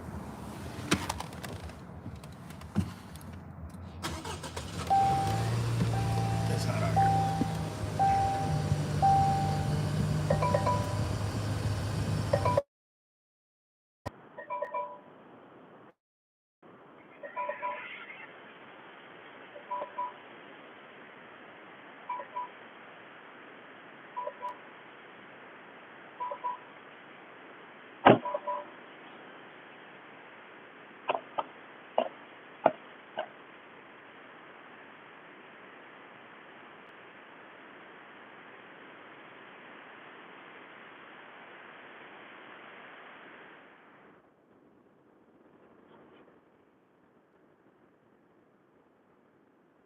Right? Which Jesus? Oh yeah, I'm in Vegas. It's hot as shit here. What the car say? What is it? 1 o'clock in the morning, 2 o'clock in the morning. Fucking car say 92 degrees. Eric, what's the deal?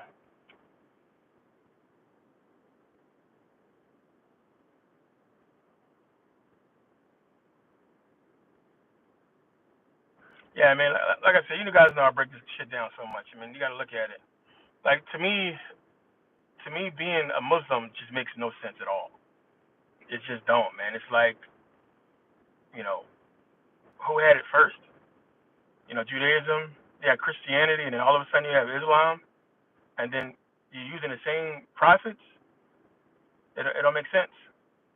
It's like, you know, get your own shit. I mean, they throw in the Muhammad thing and the other people, but still, you're still going off of, you know, biblical stuff. And it's like, okay, so God fucked up twice. He gave us these two religions for all these years, hundreds of years, and then finally said, okay, you know what? Islam. This is the right one. And how did you allow so much of the world to be changed under these two religions, right? If they're the wrong religion, then you say, you know what? Allah. You know, Islam is going to be the correct one. It's like, it don't make sense. It don't fit.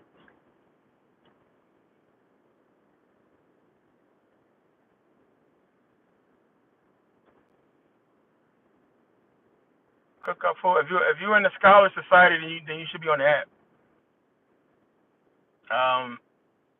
Yeah, make sure you shoot me an email. because you probably used the wrong email when you registered. So if you use the email that you registered with the society with, then it should work.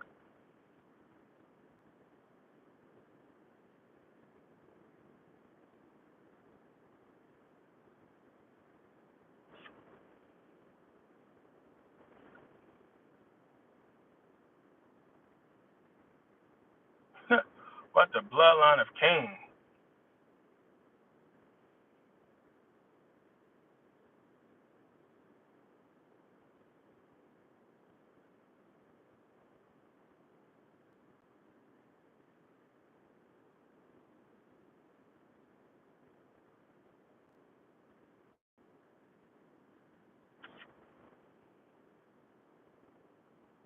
Yeah, so who's that? We can, let's see, we can never die. Yeah, so the app. If you're on the app, then everything's on the app. You can catch up on everything.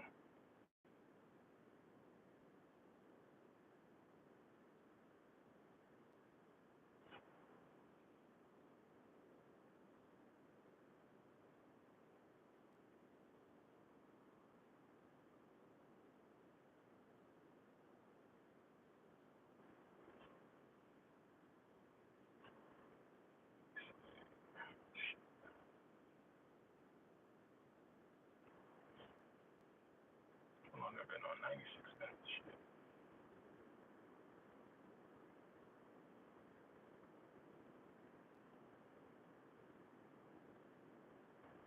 You can't be good without Jesus. Oh, that's funny.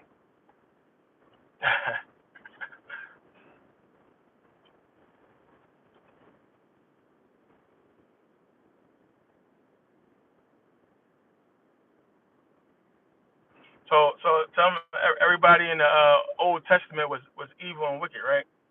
All the prophets and everybody was evil and wicked. That's before Jesus.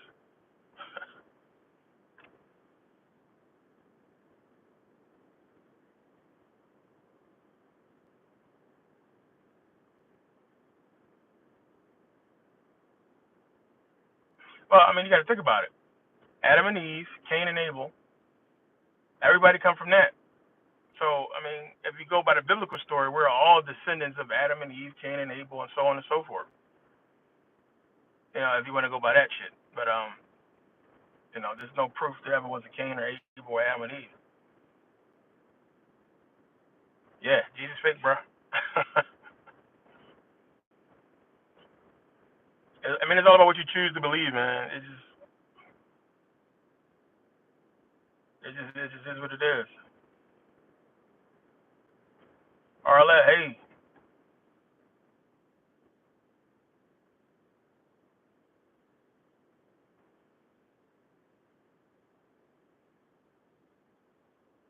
yeah, man, I be trying. Like, I don't knock anybody any religious stuff. Like I said, you guys know, only say something to them when they start preaching it as truth.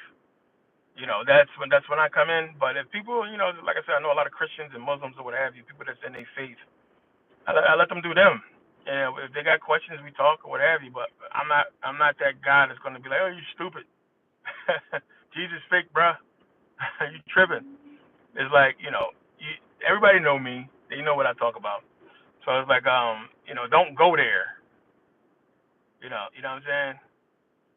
If we out. So if I'm out with a Christian homie and I pay for his food, who the fuck you praying to? Nigga, I just pay for the food. Why you thinking Jesus? Why you praying to Jesus? You better thank me. I might say something like that.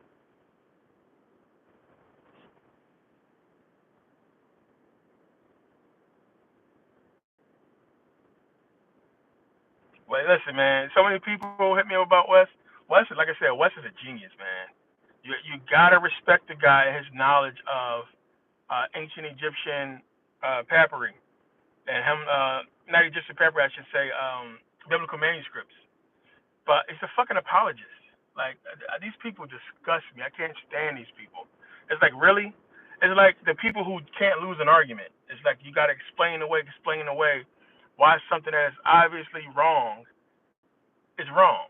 You know, because these apologists, this is what they're doing. They're trying to compensate and explain away the errors and the problems with the, you know, biblical manuscripts. And there's just no way you can do that with any type of sane person. You just can't. And if you go and start looking at this guy's his lectures and the stuff he speak about, uh, yeah, he's a whack job. He's an intelligent whack job. It's just that simple. It's just like the guy knows his shit, but at the end of the day, he's delusional. And most people that's smart and Christians are, because it's like, damn, how can you be so smart but believe in something that's so obviously not true? It's a shame. It's a shame.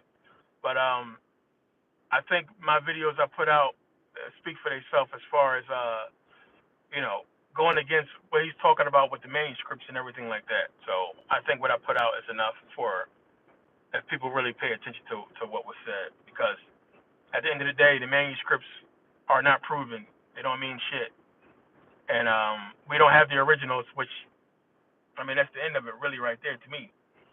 And the manuscripts we do have is so full of errors and mistakes, it takes away from what is said about the Bible, what it's supposed to be as far as it being perfect and the inspired word of God, so on and so forth.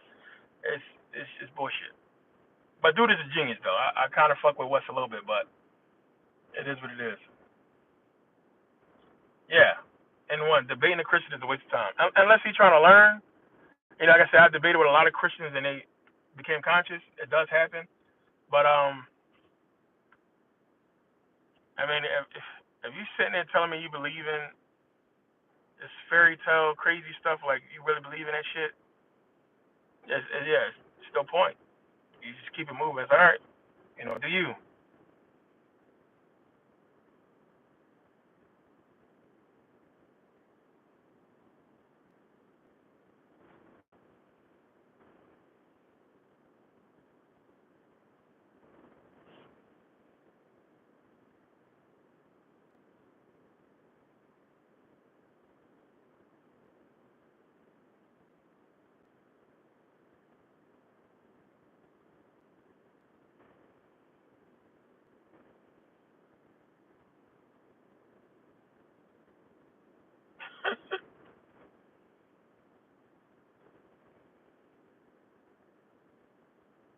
Right? Talking snakes and donkeys.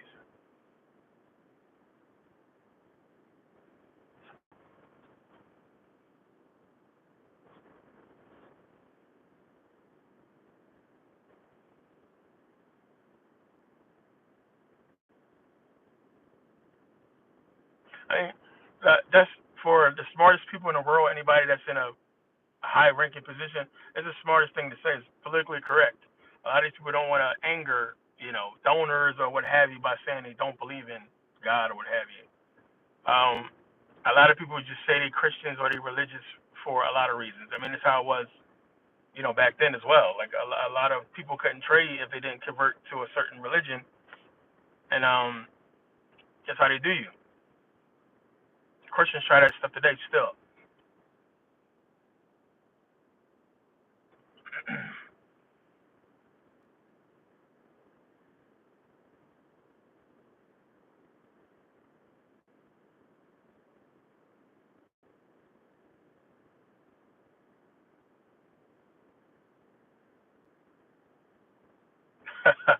Yeah, yo, listen. And like I said, sometimes it's about critical thinking, because I heard so many people. It's a lot of people that believe that narrative about the Bible and slavery, and how us being taught the Bible basically civilized us into the ways of knowing God. Like, so the hundreds of years of free labor and murder and all this stuff and rape and torture and all that, but like how does that equate? It's stupid. And then when you actually read the Bible, understand what it talks about, and you know, how these people in teaching us the Bible are going against the Bible. Rome, everything that they did was against the Bible. But that's why I broke down the Old Testament and what the Hebrews was doing, because that's how they justify it.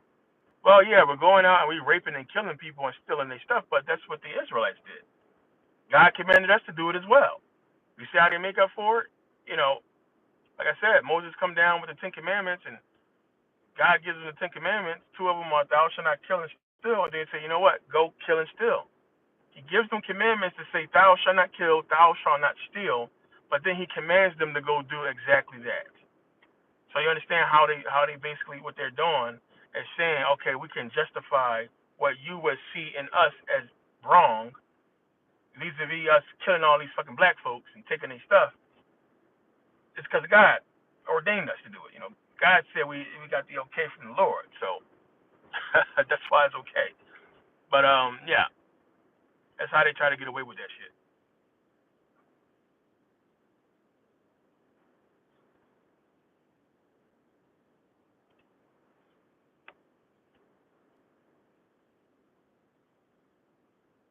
Yeah, it might be the car connected to the phone. Yeah, it is the car connected when I turned it on. So the audio is a little bit off, or my hand was over the mic. So I don't know if I'm on a car mic or the phone mic right now. I don't know.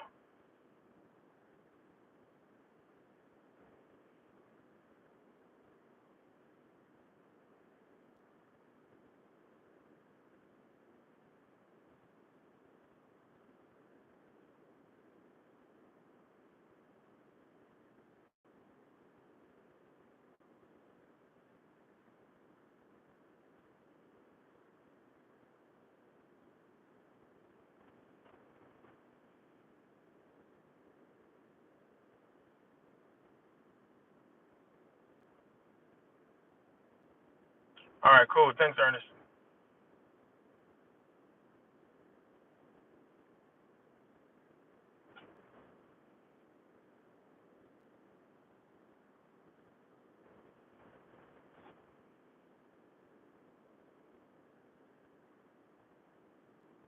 Yeah, like being conscious is like especially with me growing up, that shit was like coming out of the closet for some people, because in certain circles you couldn't not be Christian, you couldn't talk that shit, and people were scared to be like, I don't believe in this shit. They were scared to say it because so many people would shun them or cut them off for them saying that they're not Christian, and then people automatically think when you say you're not Christian, oh, I'm not Christian, I'm not a Muslim. Then it's like, oh, you're a Satanist. What are you? Oh, you're an atheist, and then people just equate atheist with just the most horrible thing you could possibly be. So a lot of people, were scared to come out and say they don't really believe in it, even though their actions show that they don't believe in it. But now it's like, more knowledge comes out. Really going back to the 70s and 80s, more people have been more outspoken with saying, "Hey man, this is some bullshit," which what we should have been saying in the first place. Like I said, like it boggles my mind, us as black people, and they knew what they was doing because we're spiritual people. But even still, like when you understand the Bible and the promises and what have you, like us as black people going through what we went through, uh, yeah, it's just no way. Like prayer obviously don't work because we've been praying for all this stuff for how long, and we still getting tortured. So like it's something we should have let go a long time ago. I don't understand how we held on to this shit for so long. The brainwashing is strong.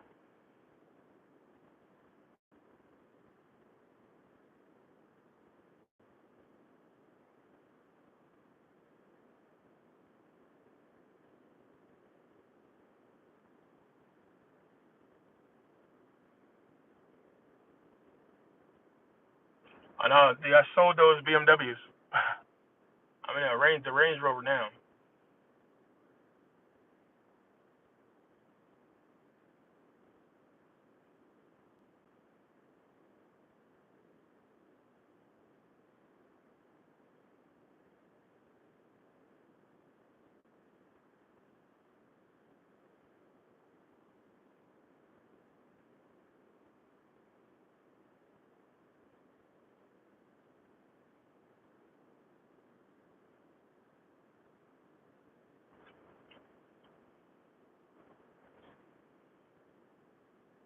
Yeah, they took prayer out of school because if you have prayer in school, you can't divide and conquer.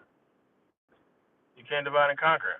Everybody be one under religion, and then you got people that's coming from other countries that's different ideologies. So you can't have, oh, we want these Asians to come in and mix in our school system, and Indian people and people from different walks of life to come into our school system. You can't have that, and then now everybody's praying. So they had to get rid of it for that way. Excuse me, that capacity.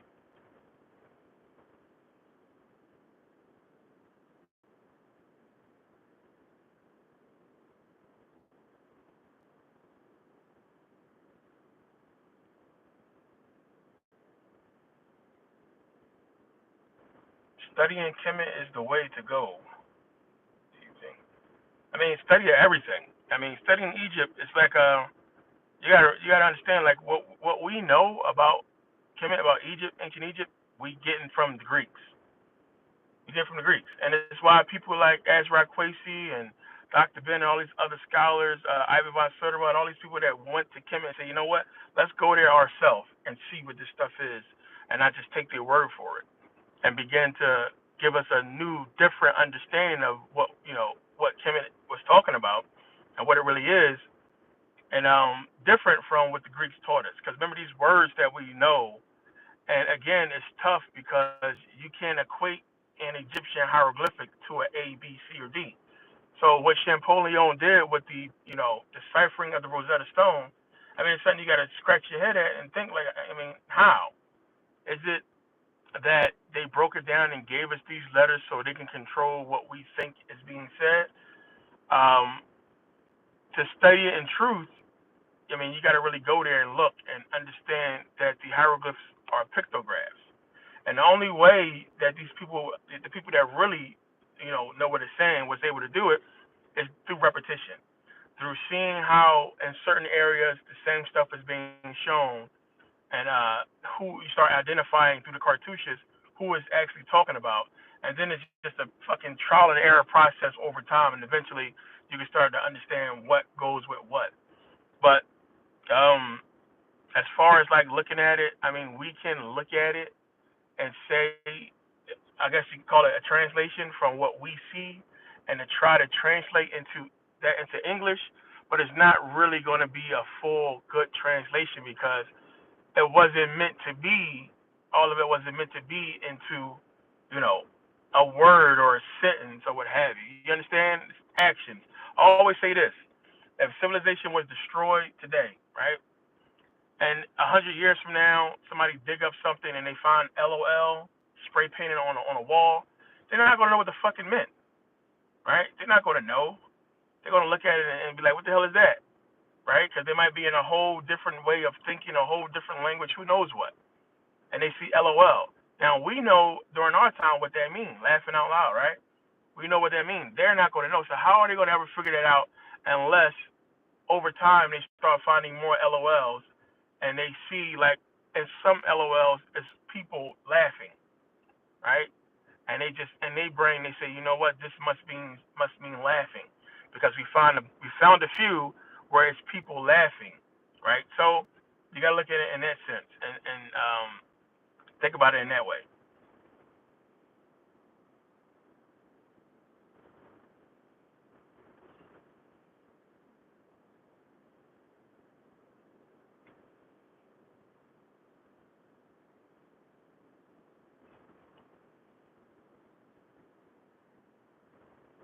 Coptic is what the Romans came up with. Coptic is what they say it's a close to Egyptian, but you got to think about it. Remember, at this time, we're trying to convert the people that's in Egypt into our way of thinking in life in a whole different language. So they're trying to eradicate the Egyptian language. So it started out as this blend of what they came up with, which we call Coptic, which they still speak Coptic over there. So it's them changing whatever it was the Egyptians spoke into something that they can all understand to get rid of the language, right? That's Coptic. But in it's, let's just say, traces of what possibly could have been Egyptian language mixed in with Roman stuff. I should say Roman, not Greek, Roman, Coptic. But yeah, it has to do with the church. But Coptic was created for those early doctrines. But no, it's not Egyptian.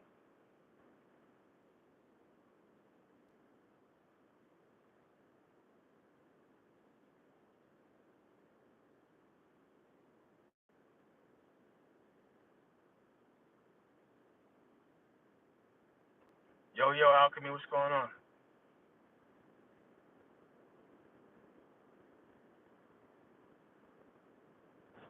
There's pyramids all over the world.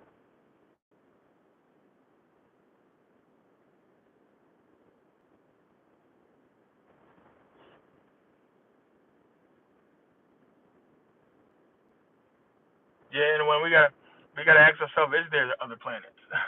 We don't know what's out there. We don't know what this place is. It's the biggest one. It's the biggest head scratcher. We don't know where the fuck we are. We don't know what this is. We just know what they tell us, but we don't know for sure. And now obviously they're lying. You know, Earth being a closed system, closed to what? What the fuck is out there? Right? And I always say that. It's like we worried about so much shit, but we don't even know what we on. We don't even know where we are. I mean, it's crazy.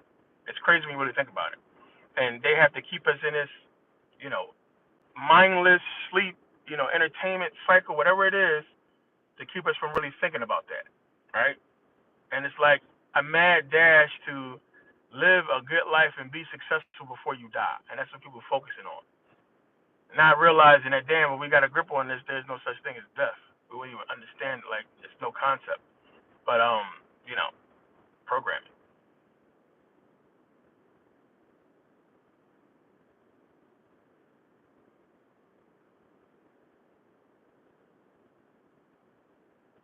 No, they don't have to. They don't have to harvest energy. Energy is everywhere. That's one of the things. Like, you know, I was on energy years ago, thinking about maybe energy, but no. I mean, energy is everywhere. It's literally everywhere. So they don't need energy. They got plenty of that.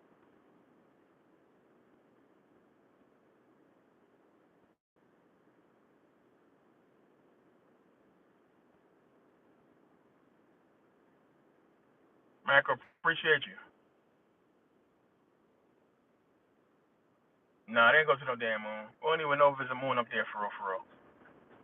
We know, like, it's enough out there now. I put some stuff out before, but it's more than enough information out there now. We know it's bullshit. I mean, when you go back and look at the video footage from that long ago, the how flimsy and primitive the space shuttles was, like really, like that went to the moon, like that went to the moon. No. So when the shuttle was coming down and landing on the moon, who was already on the moon filming? Right? And then when the shuttle was taking off on the moon, who was filming that?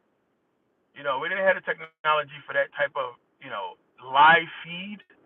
Remember, it was watched live, so we had the capability to feed the world a live feed of the shuttle landing on the moon back in. Like, get the fuck out of here! Come on, a lot of that stuff is common sense. It's just like nah. And then now all of a sudden, hey, we destroyed the technology. So we don't have the technology anymore. We destroyed it by accident. We destroyed all the tapes by accident. All the footage is gone. Like, get the fuck out of here. It's bullshit.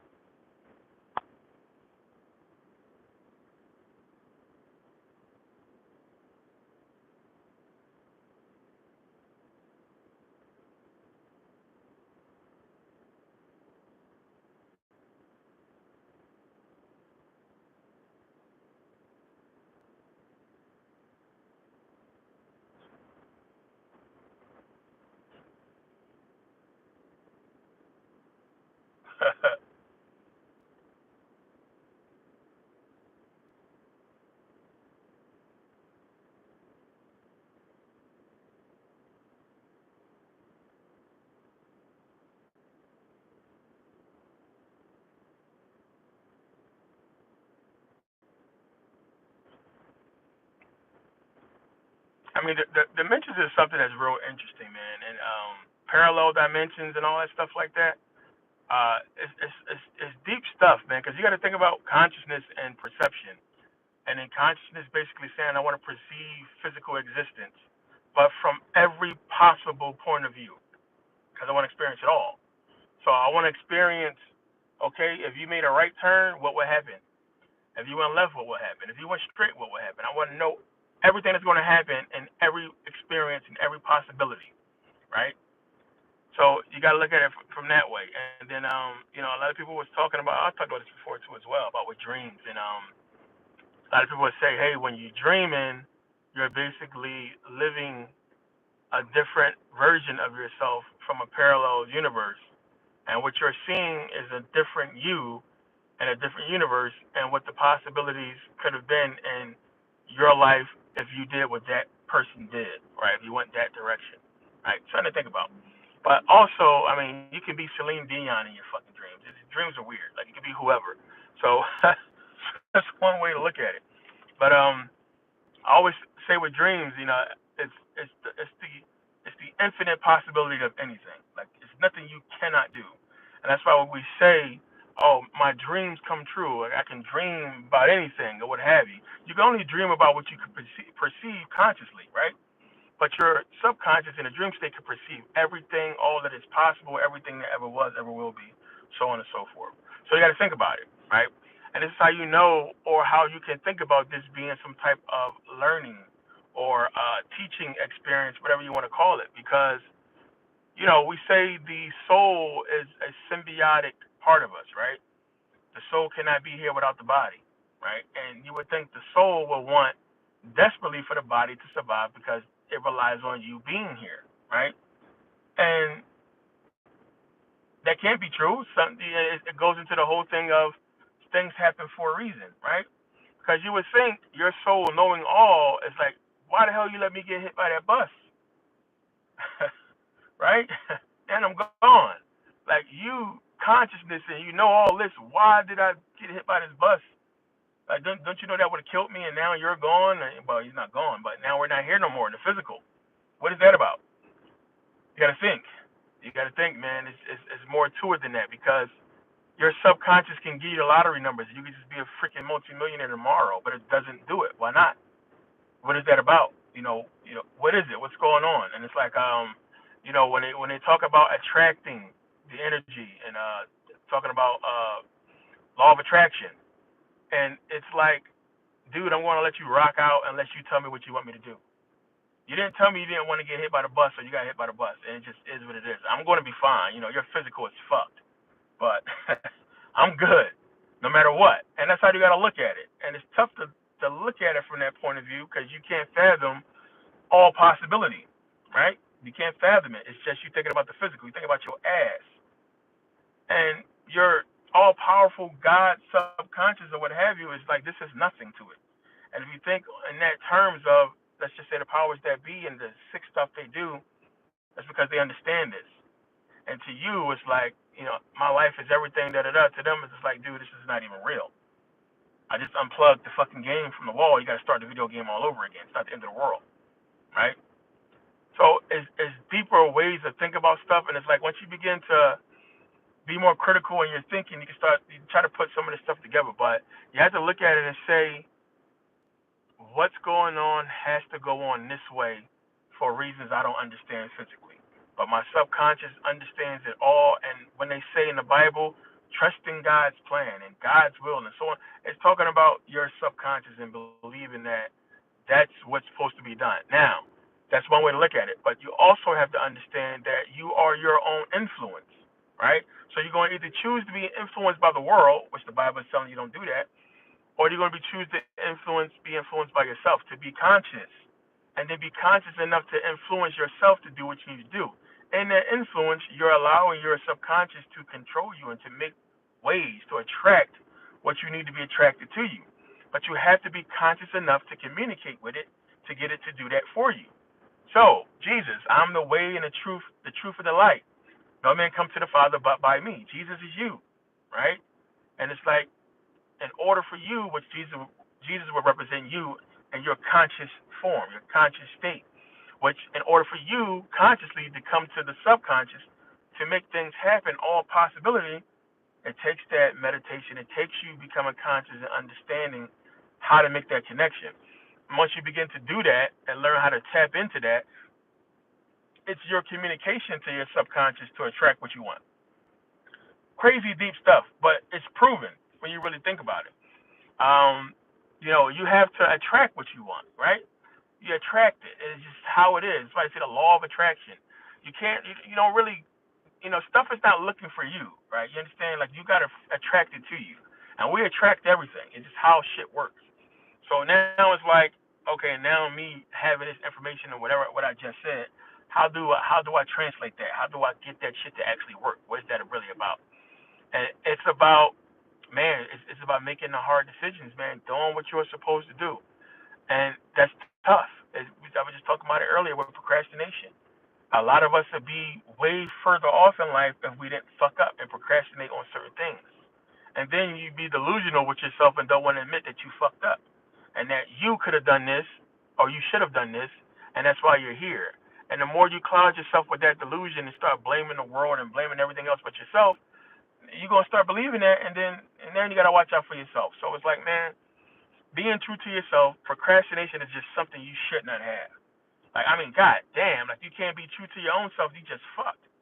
Like you can't be true to you bettering yourself. What is that? That's programming, right? I mean, think about that. That's the programming. Like if you can't be true to something that's going to better you in your life, then I mean, you're screwed. So you got to understand that it's programming that's causing you to react that way and feel that way. And once you begin to understand that, you start changing, right? That's how you become conscious. And this is what people do. I mean, for anybody that's smokers, you're addicted. It's an addiction. It's something you got to kick that shit. They're literally telling you, hey, dude, this is going to kill you someday. So what? I mean, and then we just, so what? I mean, don't be preaching to me about smoking. I smoke, so what? Da, da, da. And then next thing you know, oh, shit, sir, we found a tumor. Oh, you have cancer. Oh, you have a month to live. And then what? So what? Now you fighting and to stay alive and these pills and like, it's like, come on, man. You've been programmed to kill yourself and you did it. And now it's like, it's deep, man. Life is crazy, but the biggest thing you got to control is you. It's the only thing you can control. And if you control you and be true to you and do what you are supposed to do and do what you got to do and so on and so forth, and really note it and be conscious of it and just fucking go do it. Like, I mean, this stuff happened for you. It's just the only way to be, man.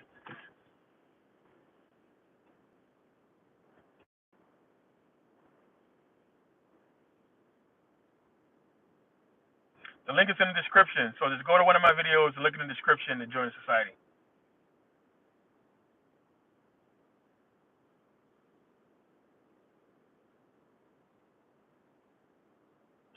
And I used to smoke too.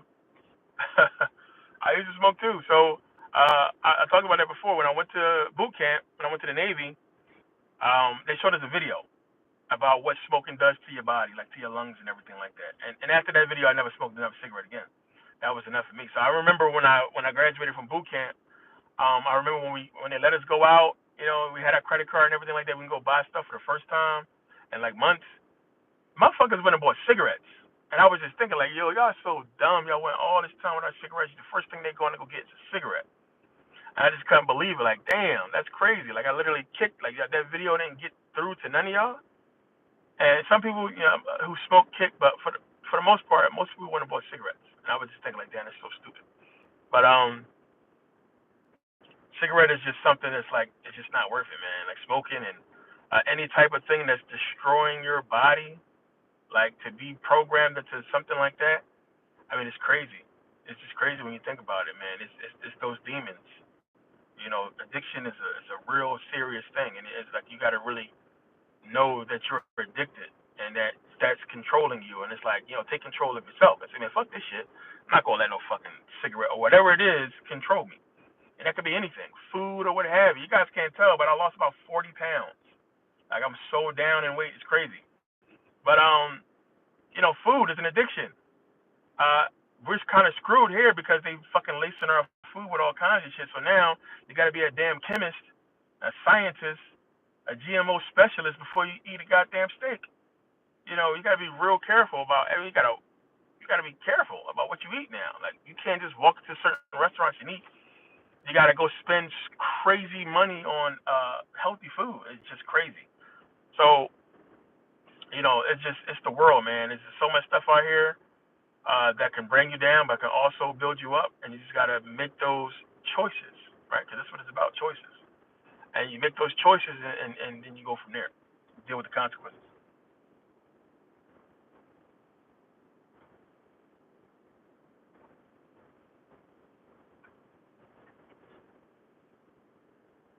Psychedelics, man. Yeah, again, psychedelics, meditation,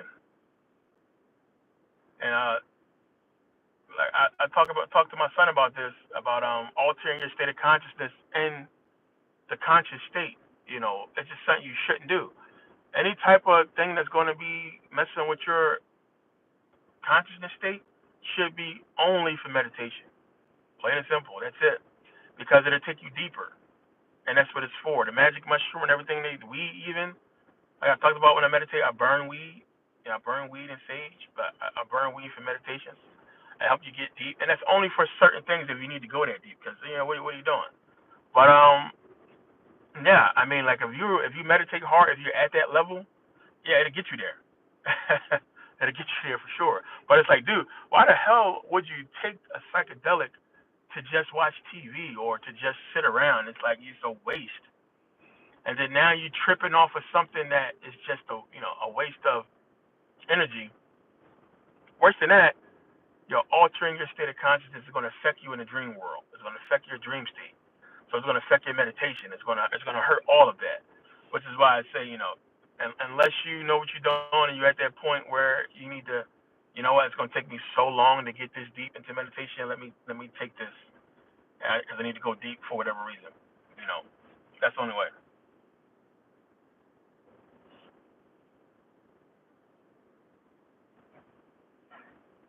Yeah, it's people that still chew tobacco. That's fucking crazy.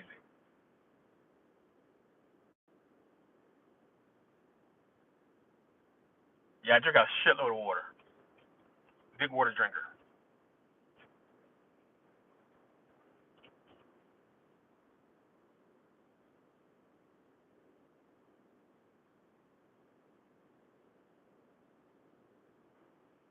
All right, Aries, make sure you shoot me an email.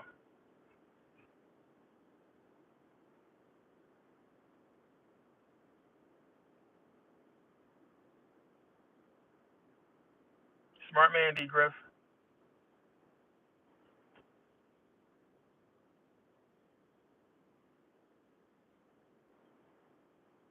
Yeah, man. Like when I first went to Sweden, I put on weight, and while I was over there, I lost a lot of weight. And then when I came back to America, I gained weight. Like weight is crazy. It's a lot of stuff out here to take now for weight loss. It's a lot out there. Um, Changing diet is just the best thing. You're gonna have to do it regardless of what you take, whether you're taking Ozempic or whatever you're taking. You gotta change your diet. Like diet is the biggest thing. Is changing your diet and understanding what you put in your body and what you're eating. And the biggest thing, man, because I said this before, but let me say, I swear I need to say this every time I get on camera. Sodium, please. If you like noodles, if you're one of the people that eat ramen noodles and stuff like that, don't eat that shit that much. Pay attention to whatever you eat, the sodium level. And I'm telling you from experience. You guys know I was in the hospital for the heart situation, and I beat all that shit. But what triggers it, what a lot of people don't understand is it's the sodium. The sodium level, if anything, if it's over 25, don't touch that shit. And I mean, you're gonna find stuff like meats and certain foods. Like, I'm gonna tell you this. Look, next time you're in the supermarket or look in your cupboard right now, look at the fucking spaghetti jars. Look at how much sodium is in spaghetti sauce, especially in the canned spaghetti sauce like Hunt's. That's how they're getting you. And you consume that shit, and you're gonna be eating it for a long time, and it's no problem. It's good. It tastes good. It tastes better.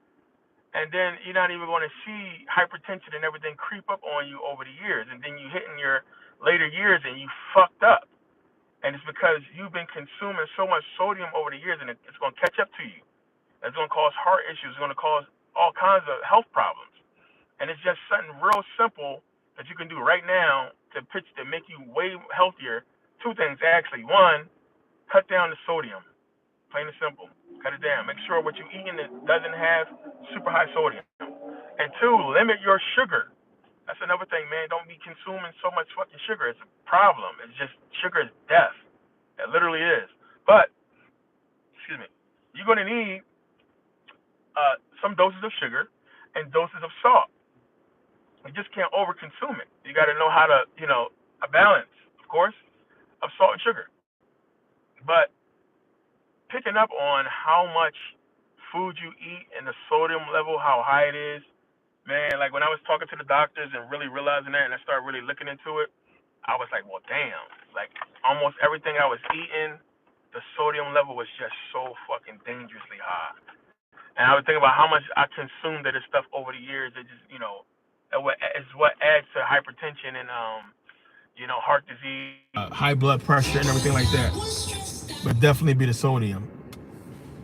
Sodium, you definitely gotta, you guys gotta stay off of that, and don't eat so much of it. Yeah, ultra processed foods, high processed foods. I mean, these people are sick, man. They psychos. Just the way they doing this food is crazy. It's the only country that basically manufactures poison and feed it to the people. And then we put laws in place to basically protect these people. It's crazy. Eric, what's the deal?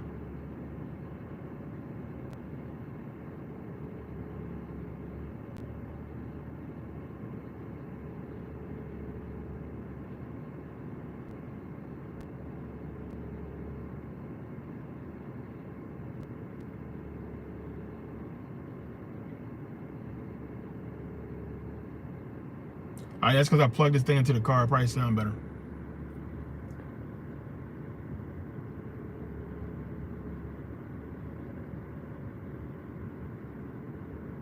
That's because you got a dumb high metabolism, D. Griff.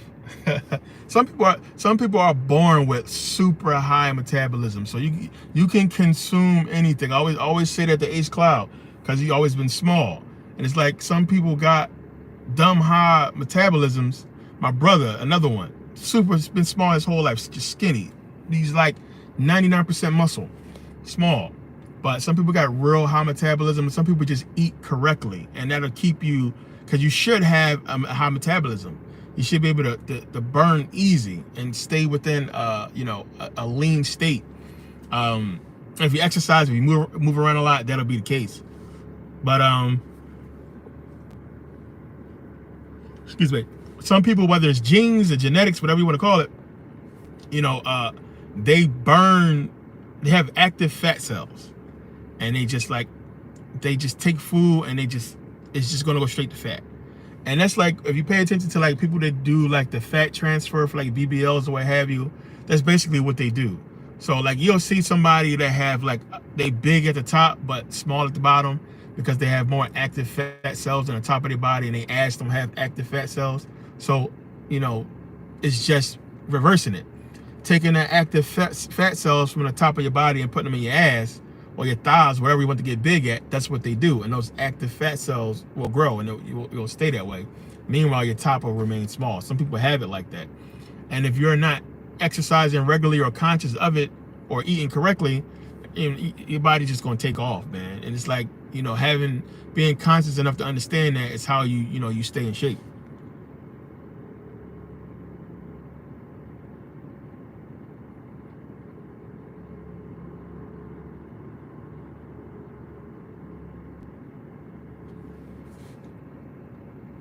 All right, these people hate America. Remember, America is not run by Americans. I told you. That's what this shit is all about. These people are still pissed at us. It's why when you pee in the toilet, it splashes on you, but you go to Europe, the toilets is deep. Like, there's no splashback. That's why China made cars where you could drive over a rock or a bump and you don't feel it inside the car. These people are that petty. They hate us because we beat them.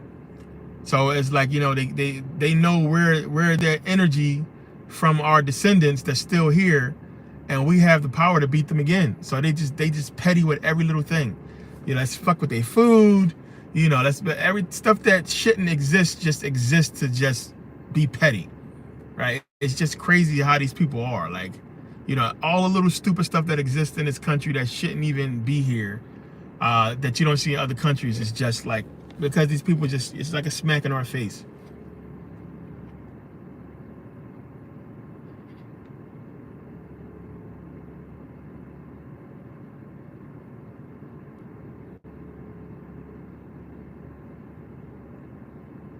Yeah, sea moss is good.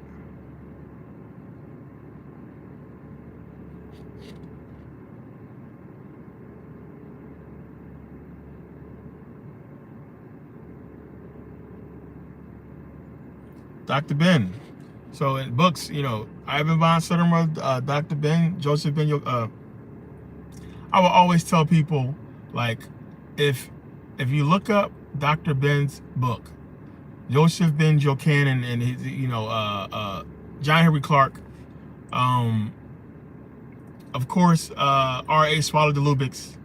There's so many books on consciousness. Like, I always, like, it's not just one thing you can pick. I recommend just reading as much as possible.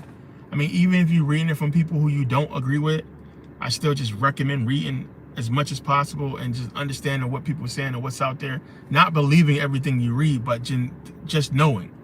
Because there's a lot of stuff that Dr. Ben talked about, that all these guys who I looked up to talked about, that I don't agree with. I don't agree with everybody's everything. There's a lot of stuff I don't agree with, or I thought was completely wrong. But it's still good to know. It's good to know where they got that from and what they was on when they said certain things. And it's good to know it because it'll help you in your research and piecing stuff together. So, I just say read everything. And there's a lot of books out there. You can't really go wrong. And what you read is just don't believe everything you read. Yeah, Sheikh Anta Diop, of course.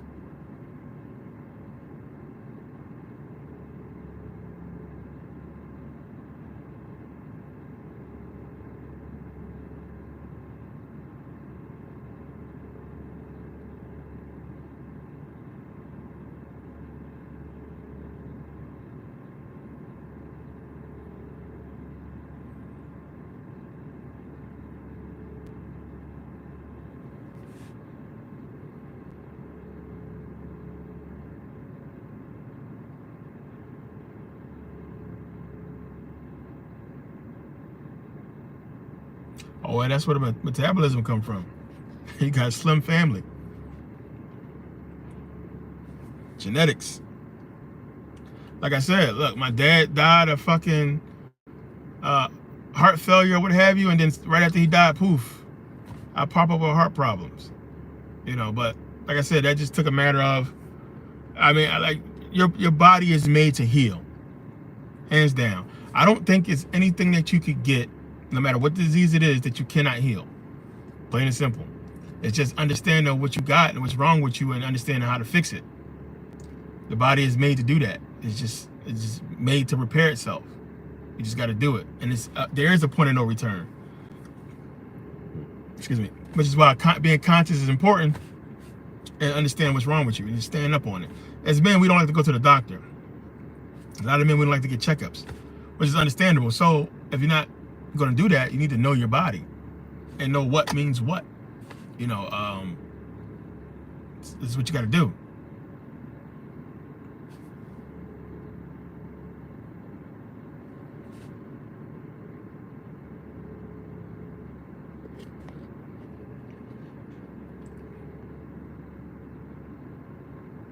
Yeah, fasting, detox, good.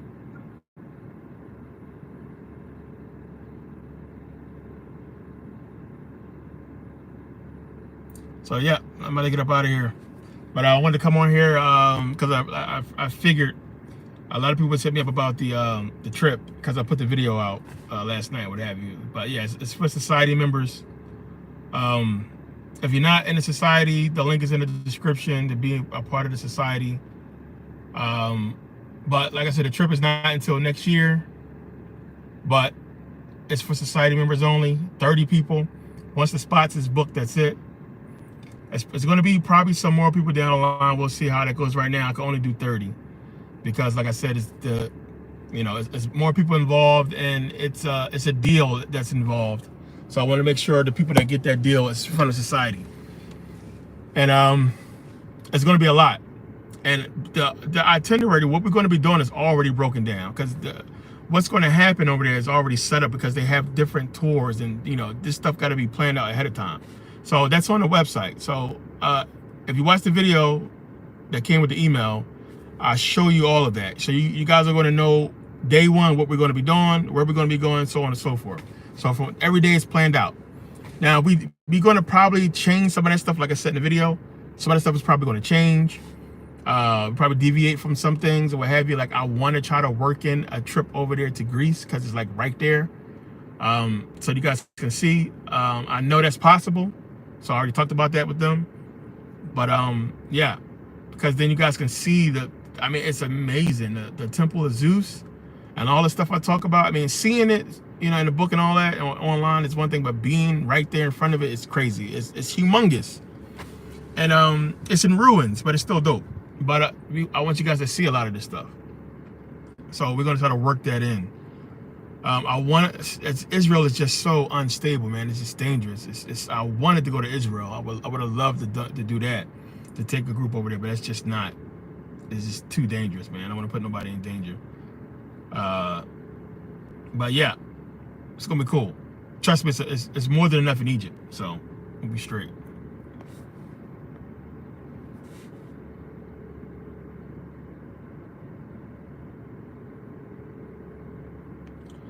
But yeah, let me get up out of here.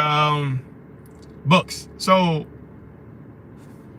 the self-inflicted religious deception has been broken down into 3 books now, because I gotta wait to put the big one out. So now it's broken down into three parts. Changed. It's been changed a little bit. It's been edited, and so now you have book 1, 2, and 3 that's going to come out. So book 1 is getting ready to come out. The other books are going to come out as well, and I talked about the adult coloring book and all this other stuff. Some other books coming out. You guys will see. I have it coming up in the video. So those books are going to come out probably this week, and the books are going to be released and start shipping. So I want to make sure I have physical books before anything goes up, and eventually, you know, all that stuff will be out. So we ain't got that much time left on that. It's going to be out. But that's what's been keeping me busy lately, is making sure everything is done right with this process. And yeah, it's been time consuming, but I want to make sure I get it right and make sure everybody get their books. So, you know, stay tuned for that. But yeah, get up out of here. Make sure you guys check your emails. I'm gonna send that email out again. Anybody who didn't get it that's in the society, make sure you send me an email so I can send you the email for the video. Because the app is being worked on and I can't put it on the app. And yeah, so you guys will see what their whole thing is about and how it is, and you know, the super good deal. But yeah, I'll see you guys next video. Peace. I gotta get up out of here.